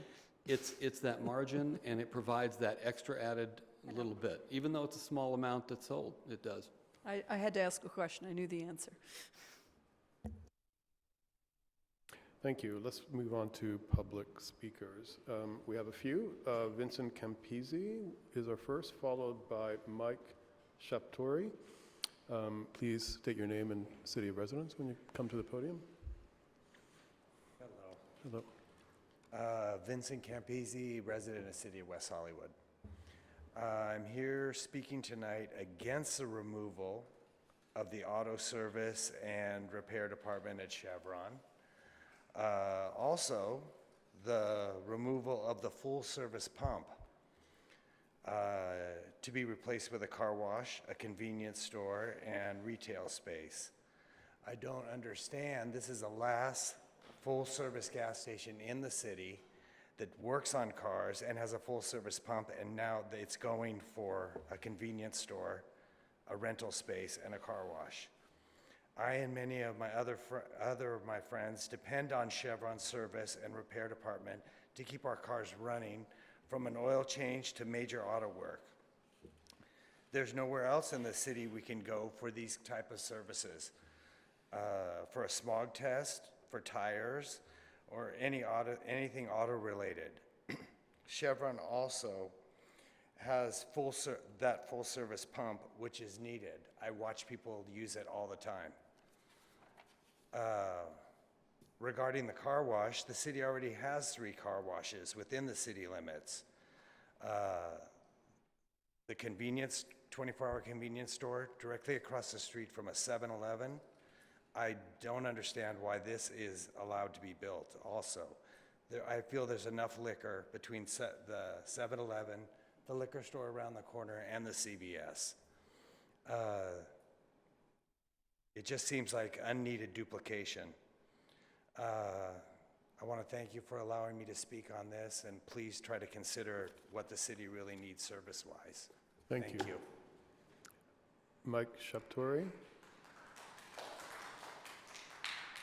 followed by Ben Puldar. Good evening. My name is Mike Shaptai. I own a condominium in the Empire West, and I actually see this project gas station all the time.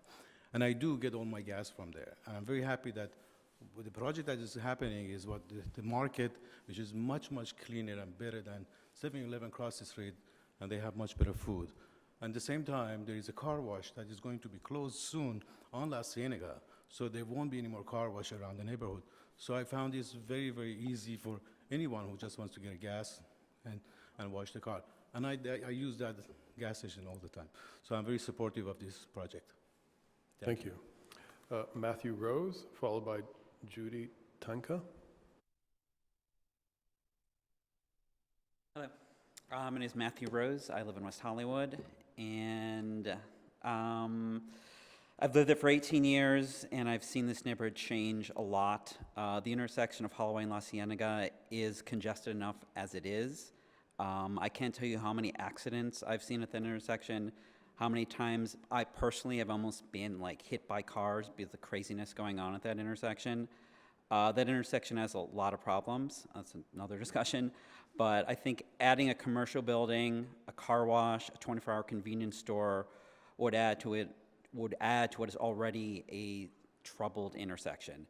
Not to mention the car wash would be open during both morning and rush hour commutes.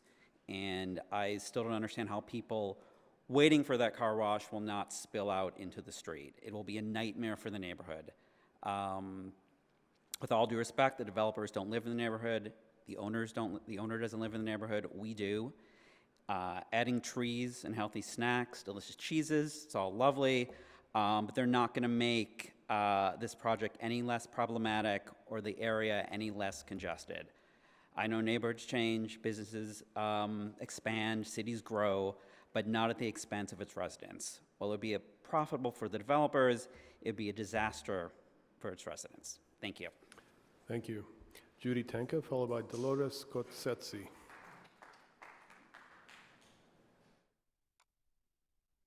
Judy?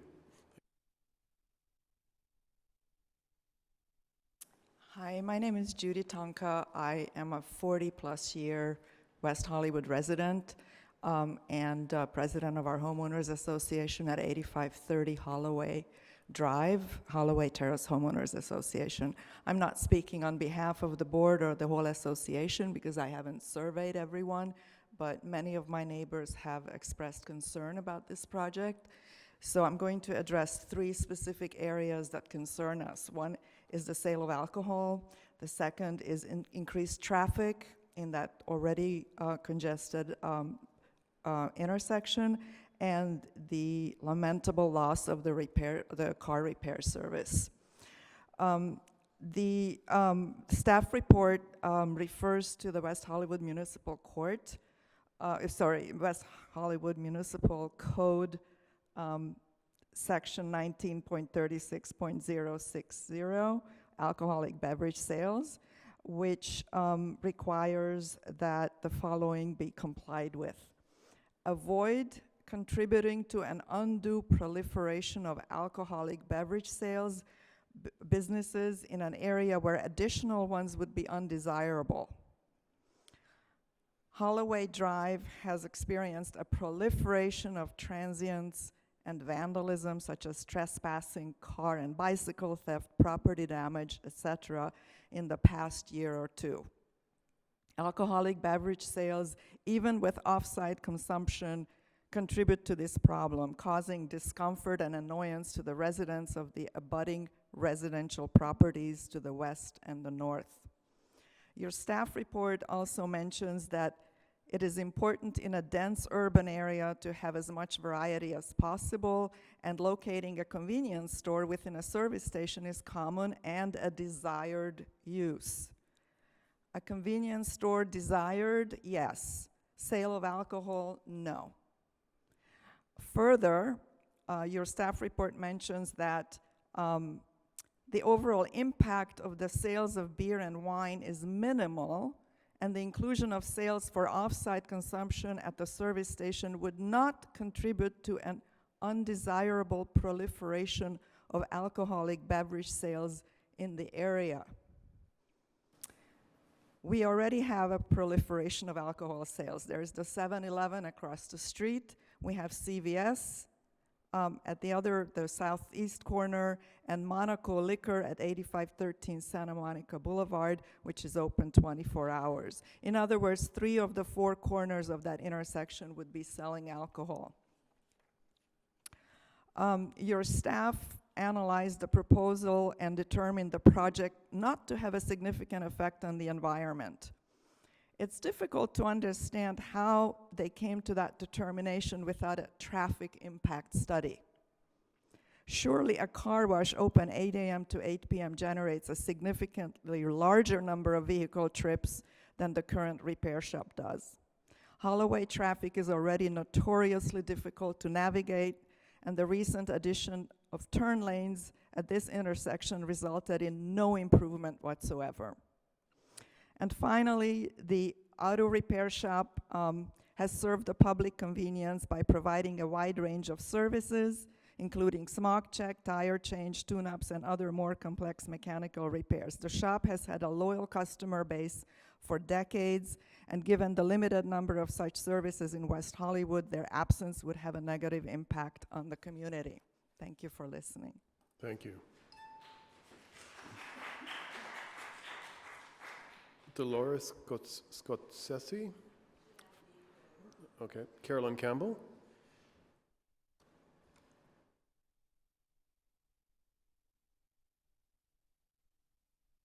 Good evening. I'm Carolyn Campbell. I'm a 30-year homeowner in the city of West Hollywood and a business owner.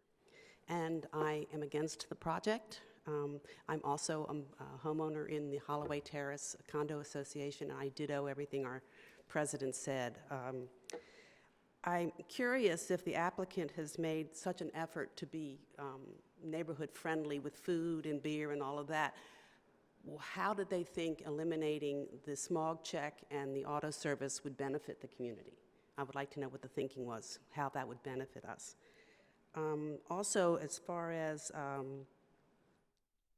the fact that there is not the full service, there are quite a few elderly people in our building alone and in the community. How do they get served? I also, when I heard the gentleman mention that the technology and everything is really eliminating these full service, I brought my high-end car into the service station, and they had a computer system that was able to evaluate and analyze what was wrong with my car. I didn't have to schlep all the way into Hollywood to the dealer and save quite a bit of money. I also do my smog checks. So I really see that the service center there is a major contribution to the community and convenience. And I ditto the gentleman who talked about the accidents. I witnessed a car careening into a building across the street. I'm sure you all are well familiar with that. And the fact that we have more and more businesses at the other end near Sunset and Holloway, that the traffic is like West 57th Street in Manhattan. And for us to get in and out of our driveways on Holloway is dicey, and there have been accidents. So any kind of density increase is a real negative. So I just encourage everyone that not for it. Thank you. Thank you. David, do we have some names? Actually, there's still one more left in the queue. Ben Poldar? No, that's the applicant. We did? Okay. The following chose not to speak, but they wanted their view read into the record. They oppose staff's recommendation. Ron Stenlake, James Roman, and Sandra Barber. Thank you. Applicant's rebuttal? Thank you very much. Stephen Jameson again on behalf of the applicant, Ben Poldar. What I heard just now really bears on three different things. First of all, with regard to the repair bays. There may be some misconception here that the repair bays or the service repair bays are perhaps some separate business and they're not Mr. Poldar's business. That would be incorrect. These are employees of Mr. Poldar. If the service bays were economically viable, they would remain. The fact is they're just simply not. It's unfortunate that it's a service that just can't make it in terms of its economic viability. And by the way, if for some reason somebody came in to operate the service bays and had to pay rent, they just couldn't make it. It just wouldn't make any sense. If Mr. Poldar could do that, he would. It's unfortunate he can't. With regard to the full service pump, Mr. Poldar has just indicated to me, and I'm authorized to tell you, that he can keep a full service pump. So in terms of a service available that is existing now, so that people that pull up there and they need a full service pump, that he can do that. He can provide that. With regard to the beer and wine, the issues revolving around the 7-Eleven, the CVS, and the liquor store Those are different uses. They may sound like they're similar, but they're different uses. The CVS is a much larger site. It's more difficult to go in. If you want to stop in, it's not as convenient. It is a separate and independent kind of a thing. The 7-Eleven has full liquor. The 7-Eleven is, as I'm sure you know, and we have pictures of it here as well, that is a different site than that which you will see that will be built by Mr. Poldar. This site that Mr. Poldar will build will have 35 surveillance cameras. It will be brightly lit.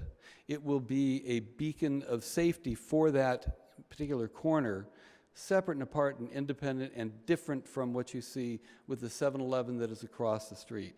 It is designed and is intended to be something that will provide that community benefit. Comparing it to the liquor store, this is not a liquor store.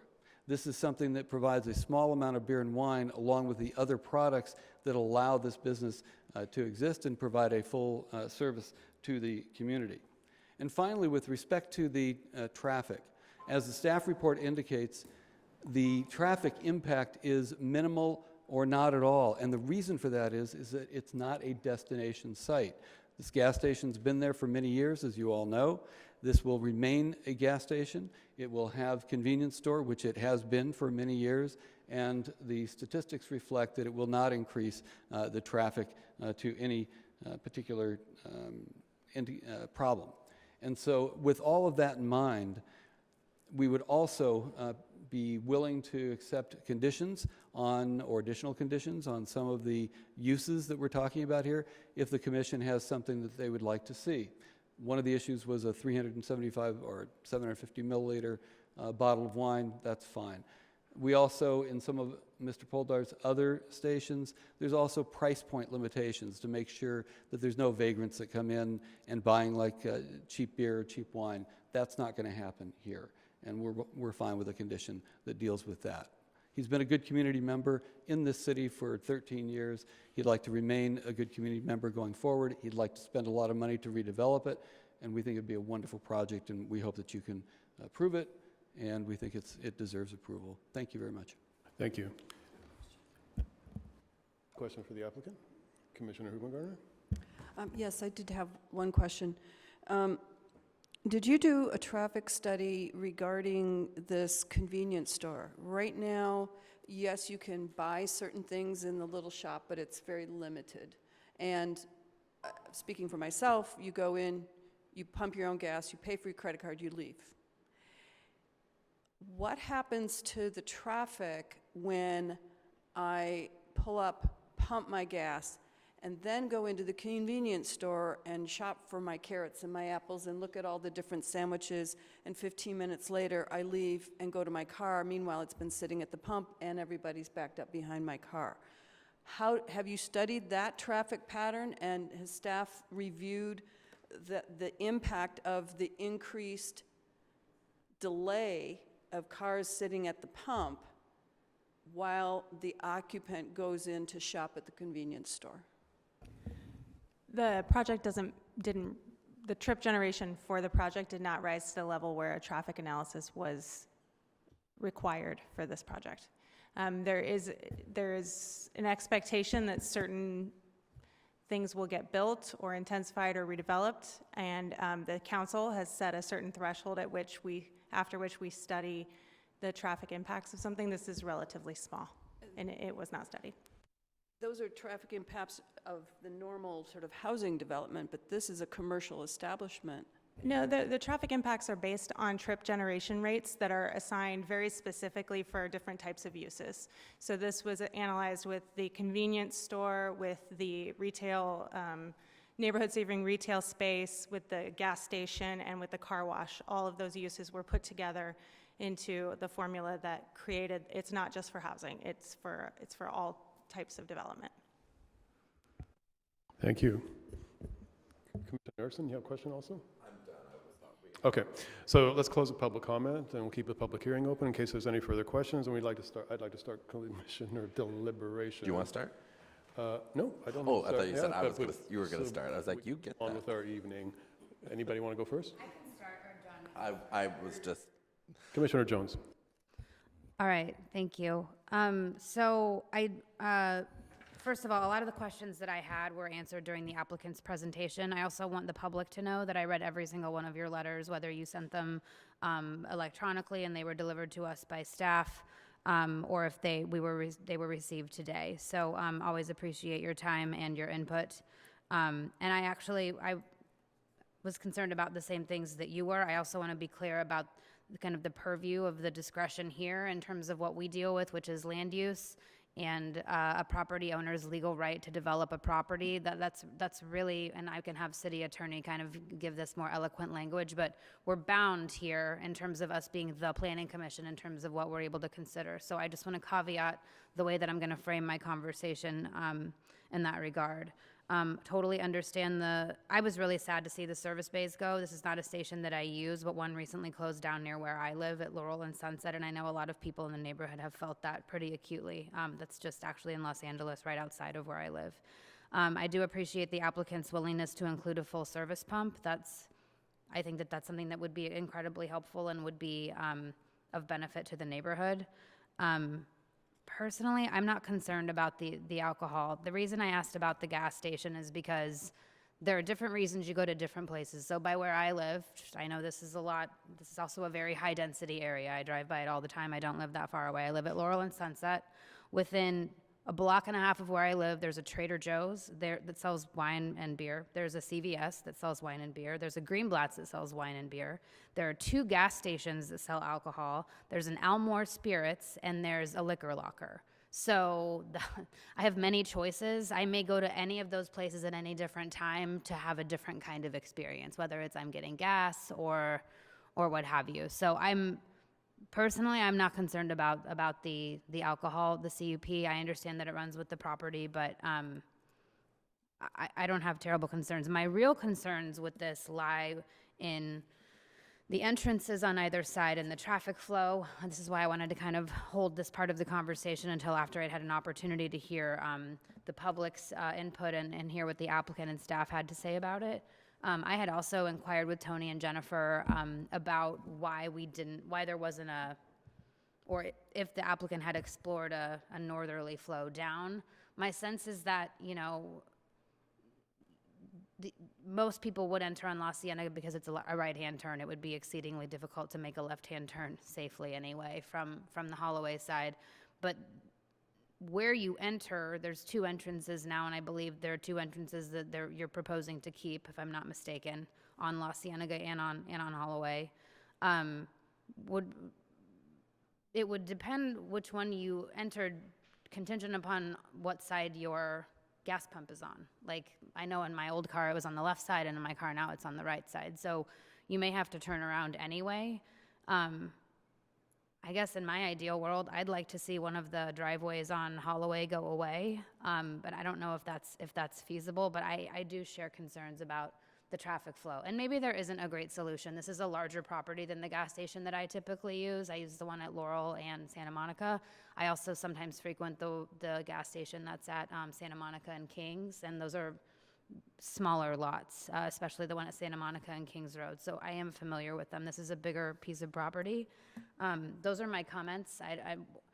I'd say generally speaking, again, like taking into consideration the criteria by which we are allowed legally here to kind of consider this as a body, I would be inclined to move forward given the kind of the changes, the no splits and singles, the 750 milliliter minimum, and the inclusion of the full service pump, but I'd like to hear what the rest of the commission has to say. Thank you, Commissioner Jones. Commissioner Erickson? Thank you, Chair. I think this is the second time this phrase will have been uttered tonight. We're kind of a rock and a hard place here with what we are allowed to do, what is in the purview of the commission. I share many of the same thoughts as my fellow Commissioner Jones over there.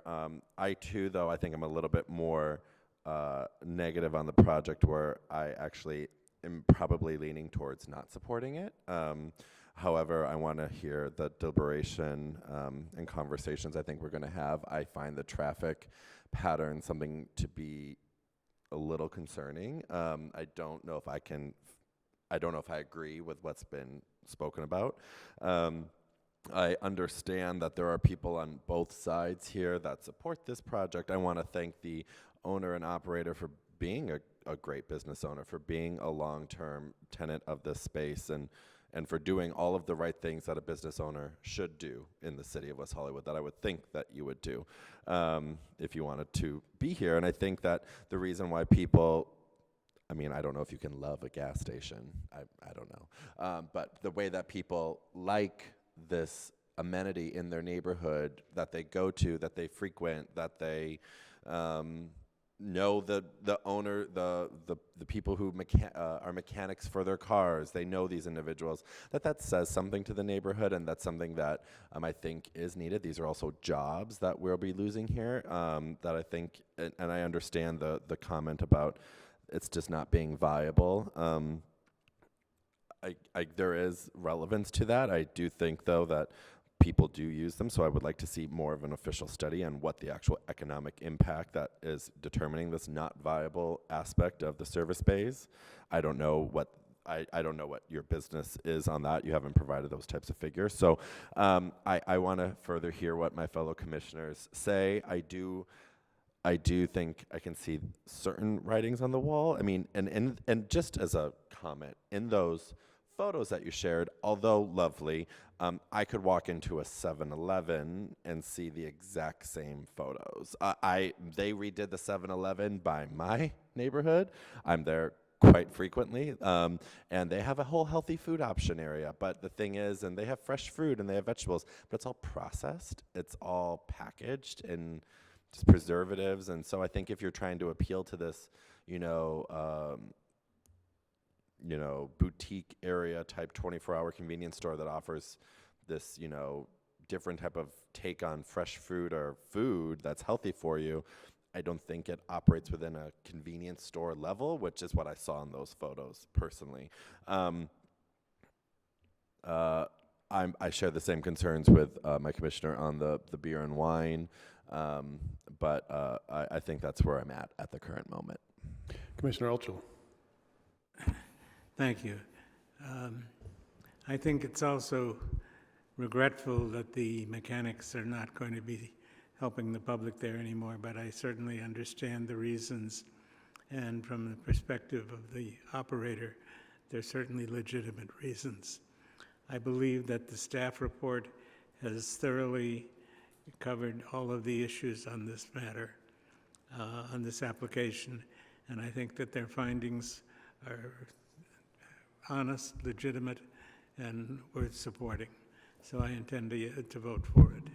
And I thank the applicant and his representatives for coming to the table with respect to the hours of the sale of alcohol and a few other concessions that they made to comply with the requests of the staff. Thank you. Commissioner Hoopengartner.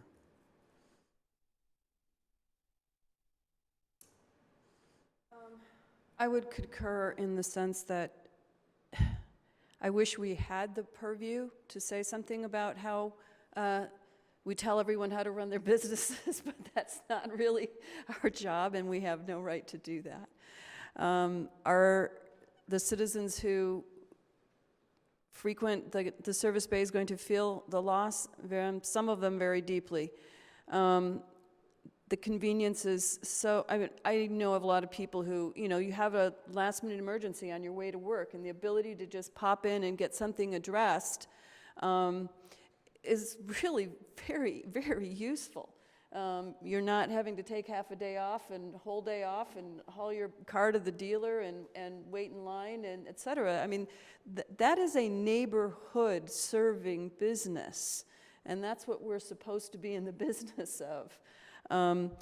Do we have any ability to say anything about that? Unfortunately, no. That's this gentleman's business, and he has the right to run it as he sees fit.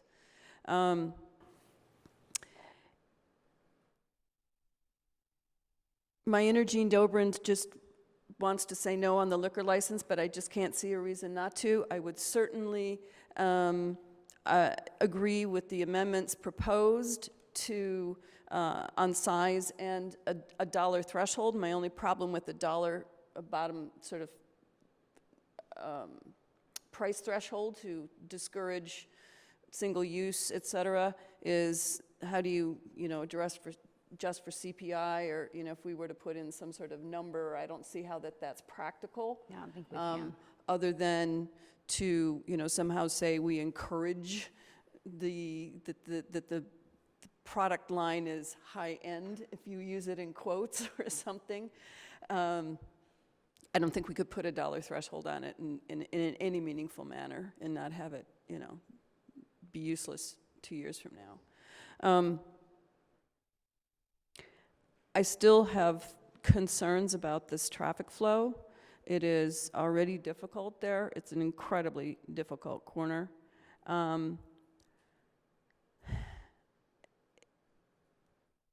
At the end of the day, I think that staff has put a lot of conditions into this to address our concerns. My concern is that it in fact is managed, and we have a code enforcement department that is already stretched very, very thin. The fact that the project we just recently heard has, code issues that have not been addressed speaks to exactly that problem. And while I remember it, for our viewing audience, the city does have a very good site called WeHo Direct. And it allows you to report code issues and broken tree branch issues and things like that, that gives easy access to code enforcement, and I encourage you to use it. And it gives you the ability to track what happens on that thing that you've reported. It's a pothole, it's whatever. And there's actually an app on your phone that you can use with that. And so I encourage you to use that to be good citizens and to share when you do see something, say something. That said, as much as I dearly would like this to continue to serve our neighborhood in the way it currently serves us, I don't see that I have any leeway to say anything otherwise. Thank you, Commissioner Hubengardner. Vice Chair Bass. Yeah, this one's tough for me. This morning, meeting with staff, I actually used the phrase, their use runs with the land, so it was on my mind as well. And I don't think anyone has any opposition to the way this owner does business. I think that we hear from the neighborhood that they like the business. I think that the presentation here tonight, but we have to be hesitant on who the next owner is at some point in time that we've now given a CUP. And so my initial gut reaction when I read my staff report was we could deny the conditional use permit and what's going on there now could just continue with slight modifications here and there that are allowed within, small parameters. But then if that use ever ceased, we could then consider a bigger picture conditional use permit. But I believe I've been persuaded in the meeting tonight a little bit more towards issuing this conditional use permit. I want to make it clear that whichever way we vote to approve the conditional use permit or to deny the conditional use permit, the service station goes. So what we decide tonight, there's no service station regardless of what we decide. So the question comes down to, well, if we deny it completely, the business owner could still close those bays. So, and they've expressed that that's the intention, and so I hear that, but either way we vote, they're gone. So it doesn't. I mean, not that we could force them to keep it, but so that issue, although incredibly important, it does not weigh heavily on my decision making because it's not part of the decision we're making. So it comes down to is this the right use for that space, and the city makes vehicle-oriented businesses pretty difficult already because we want to encourage pedestrians, we want to encourage mass transit, we want to decrease traffic, not encourage more people to drive in the city. We open up a whole bunch of gas stations and the people who already pass through our city have even more incentive to pass through our city. But at the end of the day, I drove here, so we do need some of those services, and this one has been a good operator, so I'm inclined to go that direction. I am concerned that there is, throughout our city, a problem with some of the convenience stores selling liquor to people who then become bad operators, or bad actors. Bad actors in our community. I live over by the 7-Eleven where the guy got attacked with the hatchet in the middle of the night not too many months ago. You know, it's not saying the 7-Eleven was responsible. I'm not saying liquor was involved. I don't know the details of that, but things like that happen around places like that. And so it raises a red flag for me. And that's why I asked the question about the size of sales, because somebody who's filling up with gas on their way home from work and decides to grab a bottle of wine to go home to have dinner that night is a much different customer than somebody who goes in and buys a single serve can of beer. And I think that there is the word proliferation, I'm getting tongue-tied, but as they read the code earlier in public comment about there not being an excess, I don't think that there is a problem with excess when it comes to somebody buying a 6-pack for their barbecue and in the neighborhood or grabbing a bottle of wine. I do think we're getting at that point that going in and being able to buy a single serve, we are at that point. And so that's why for me that's the cutoff. And so I will support this project if we include that condition on the size of the alcohol sales. I think we could maybe look to the language that was in the project at 8500 Sunset. That was the wine store there, that we had that exact same conversation. It's in the resolution. Condition 9.13. I missed that. There's a lot of conditions. I usually read them all, but I missed that one. Which number again? 9.13. Okay.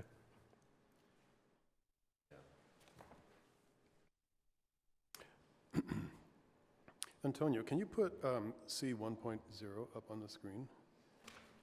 Is that possible? Sheet C 1.0. I do not have that Okay. electronic. So if people who have sheet 1.0 in front of them, I just want to address the circulation issue because I was very much on the fence coming in, but something about seeing this on our screen kind of gave me a different perspective and kind of made me rethink what I read in the staff report. The intent, C 1.0, the intent of these modifications were to leave the gas storage tanks in place and not have to rebuild any of that, right? So we're limited to some of the footprint that's existing currently and working around that. So when I saw it on the screen, you know, two things popped out to me. And then I remembered that moment in the staff report. It's like, I actually see that there's a possibility for a good amount of queuing as it's proposed, because the queuing can go along the adjacent new retail area instead of coming out onto Holloway. There is room there, and another car could still drive past it to get onto Holloway. If you flipped it, it would be worse, because you really don't have the ability to turn into the car wash and have queuing without really creating a mess on the north edge of the site. So I actually think that this is a much better scenario as designed than as we've been proposing it from north to south, especially given the fact that they have to work with some of what they already have in keeping those tanks in place. So I'm good with the circulation. And then in the landscape, I did request during design review that the trees along La Cienega and Holloway be the same trees as on the north edge, because I wanted that the landscaping to have a significant impact on the pedestrian experience, and I wanted there to be a significant buffer between the residential area and the gas station so that everybody benefits in some way. So the idea of doing a New Zealand tea tree, yeah, I think it should be changed to a Melaleuca. I also didn't see anything in the staff report with landscape lighting. And I think that would be another beautiful thing to consider for this very prominent corner. If we had uplighting for the trees and for some of the landscaping, we'll just elevate this entire, very difficult, I understand it's a difficult intersection. I use this intersection a lot. Given that, how I access this gas station, and I do use this gas station, I do always head south. I would never think of turning left onto La Cienega and then trying to cross traffic. In our city today, I think there is some thoughtfulness that needs to go into how you enter and exit spaces for your own safety and for the safety of others. So I think all that in place, I'm good with the project as presented. And when it comes to the alcohol, we were Sherman. We were, during Prohibition, this is where people came to drink. So it's in our precedents. I know that's going out on a limb, but with Vice Chair Bass's conditions, I'm good with that also. So does anybody want to make a motion? Yes. And Move the staff recommendation. With the modifications discussed? Yes. The 36-inch boxes for the landscaping, the Malalucas along La Cienega and Holloway. And the inclusion of the service pump. Full service pump. And the liquor license, sorry. Oh, it's already in there, sorry, okay. Is that the motion? John? Yeah, yes. Can you hit it and I'll second? What do I hit? This is a 24-hour gas station. Is it 24-hour full service? Yes, Is that what it is? Is that what it is currently? Yes, it is. it is. 6 to 10 currently, or it's, that's the current hours? Okay, okay. So if we're in agreement that it stays at the same service level? Are you amenable to that? Okay. 6 to 10. Sorry? Sorry, repeat. I Before we I call- just have a comment on the motion. Before we call the question. I just wanted to say, I want to thank my fellow commissioners for talking through this. This is where I think Commissioner Hooper and Gardner said it best was, our hands are tied with what is allowed here. And I think through what Commissioner Bass, as well as Commissioner Ulschel, and also you, Chair Calviero, talking about the traffic patterns kind of helped me come to a way in which I wish things were different, but I am going to be supportive of this project. Thank you. So can we vote? Staff is just going to read those changes into the record. Okay, thank you. Okay, so we have changed to condition 8.4 to read, applicant shall install a minimum of 4 36-inch box Melaleuca trees along the perimeter abutting the sidewalks that will not obstruct the sidewalk or path of travel, and install appropriate landscape lighting. Condition 9.21, new condition to be added, applicant shall provide a full service pump from 6 a.m. until 10 p.m. daily. And noting that 9.13 is already in the resolution as provided in the staff report, limiting the sale of alcoholic beverages to 750 milliliters or larger. Can we specify uplighting on the trees? So it's not just ground cover lighting, just that we have that accent. And Yes. we want to make sure that it is the Melaleuca that's used on the north side of the And that site. they're all 36 inches, all 36-inch boxes, because as specified currently on the landscape plans, the 9 on the north side are 24-inch boxes. Right, but staff had already commented they were switching that to 36. Okay, thank So, you. yeah. So that one's already covered. Okay. Okay. Thank you. Ready? Ready.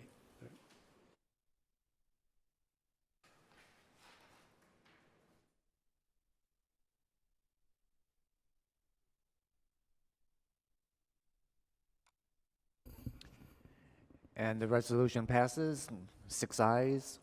One absent, Commissioner Buckner. Okay. So moving on. Oh, yeah, right. Go ahead.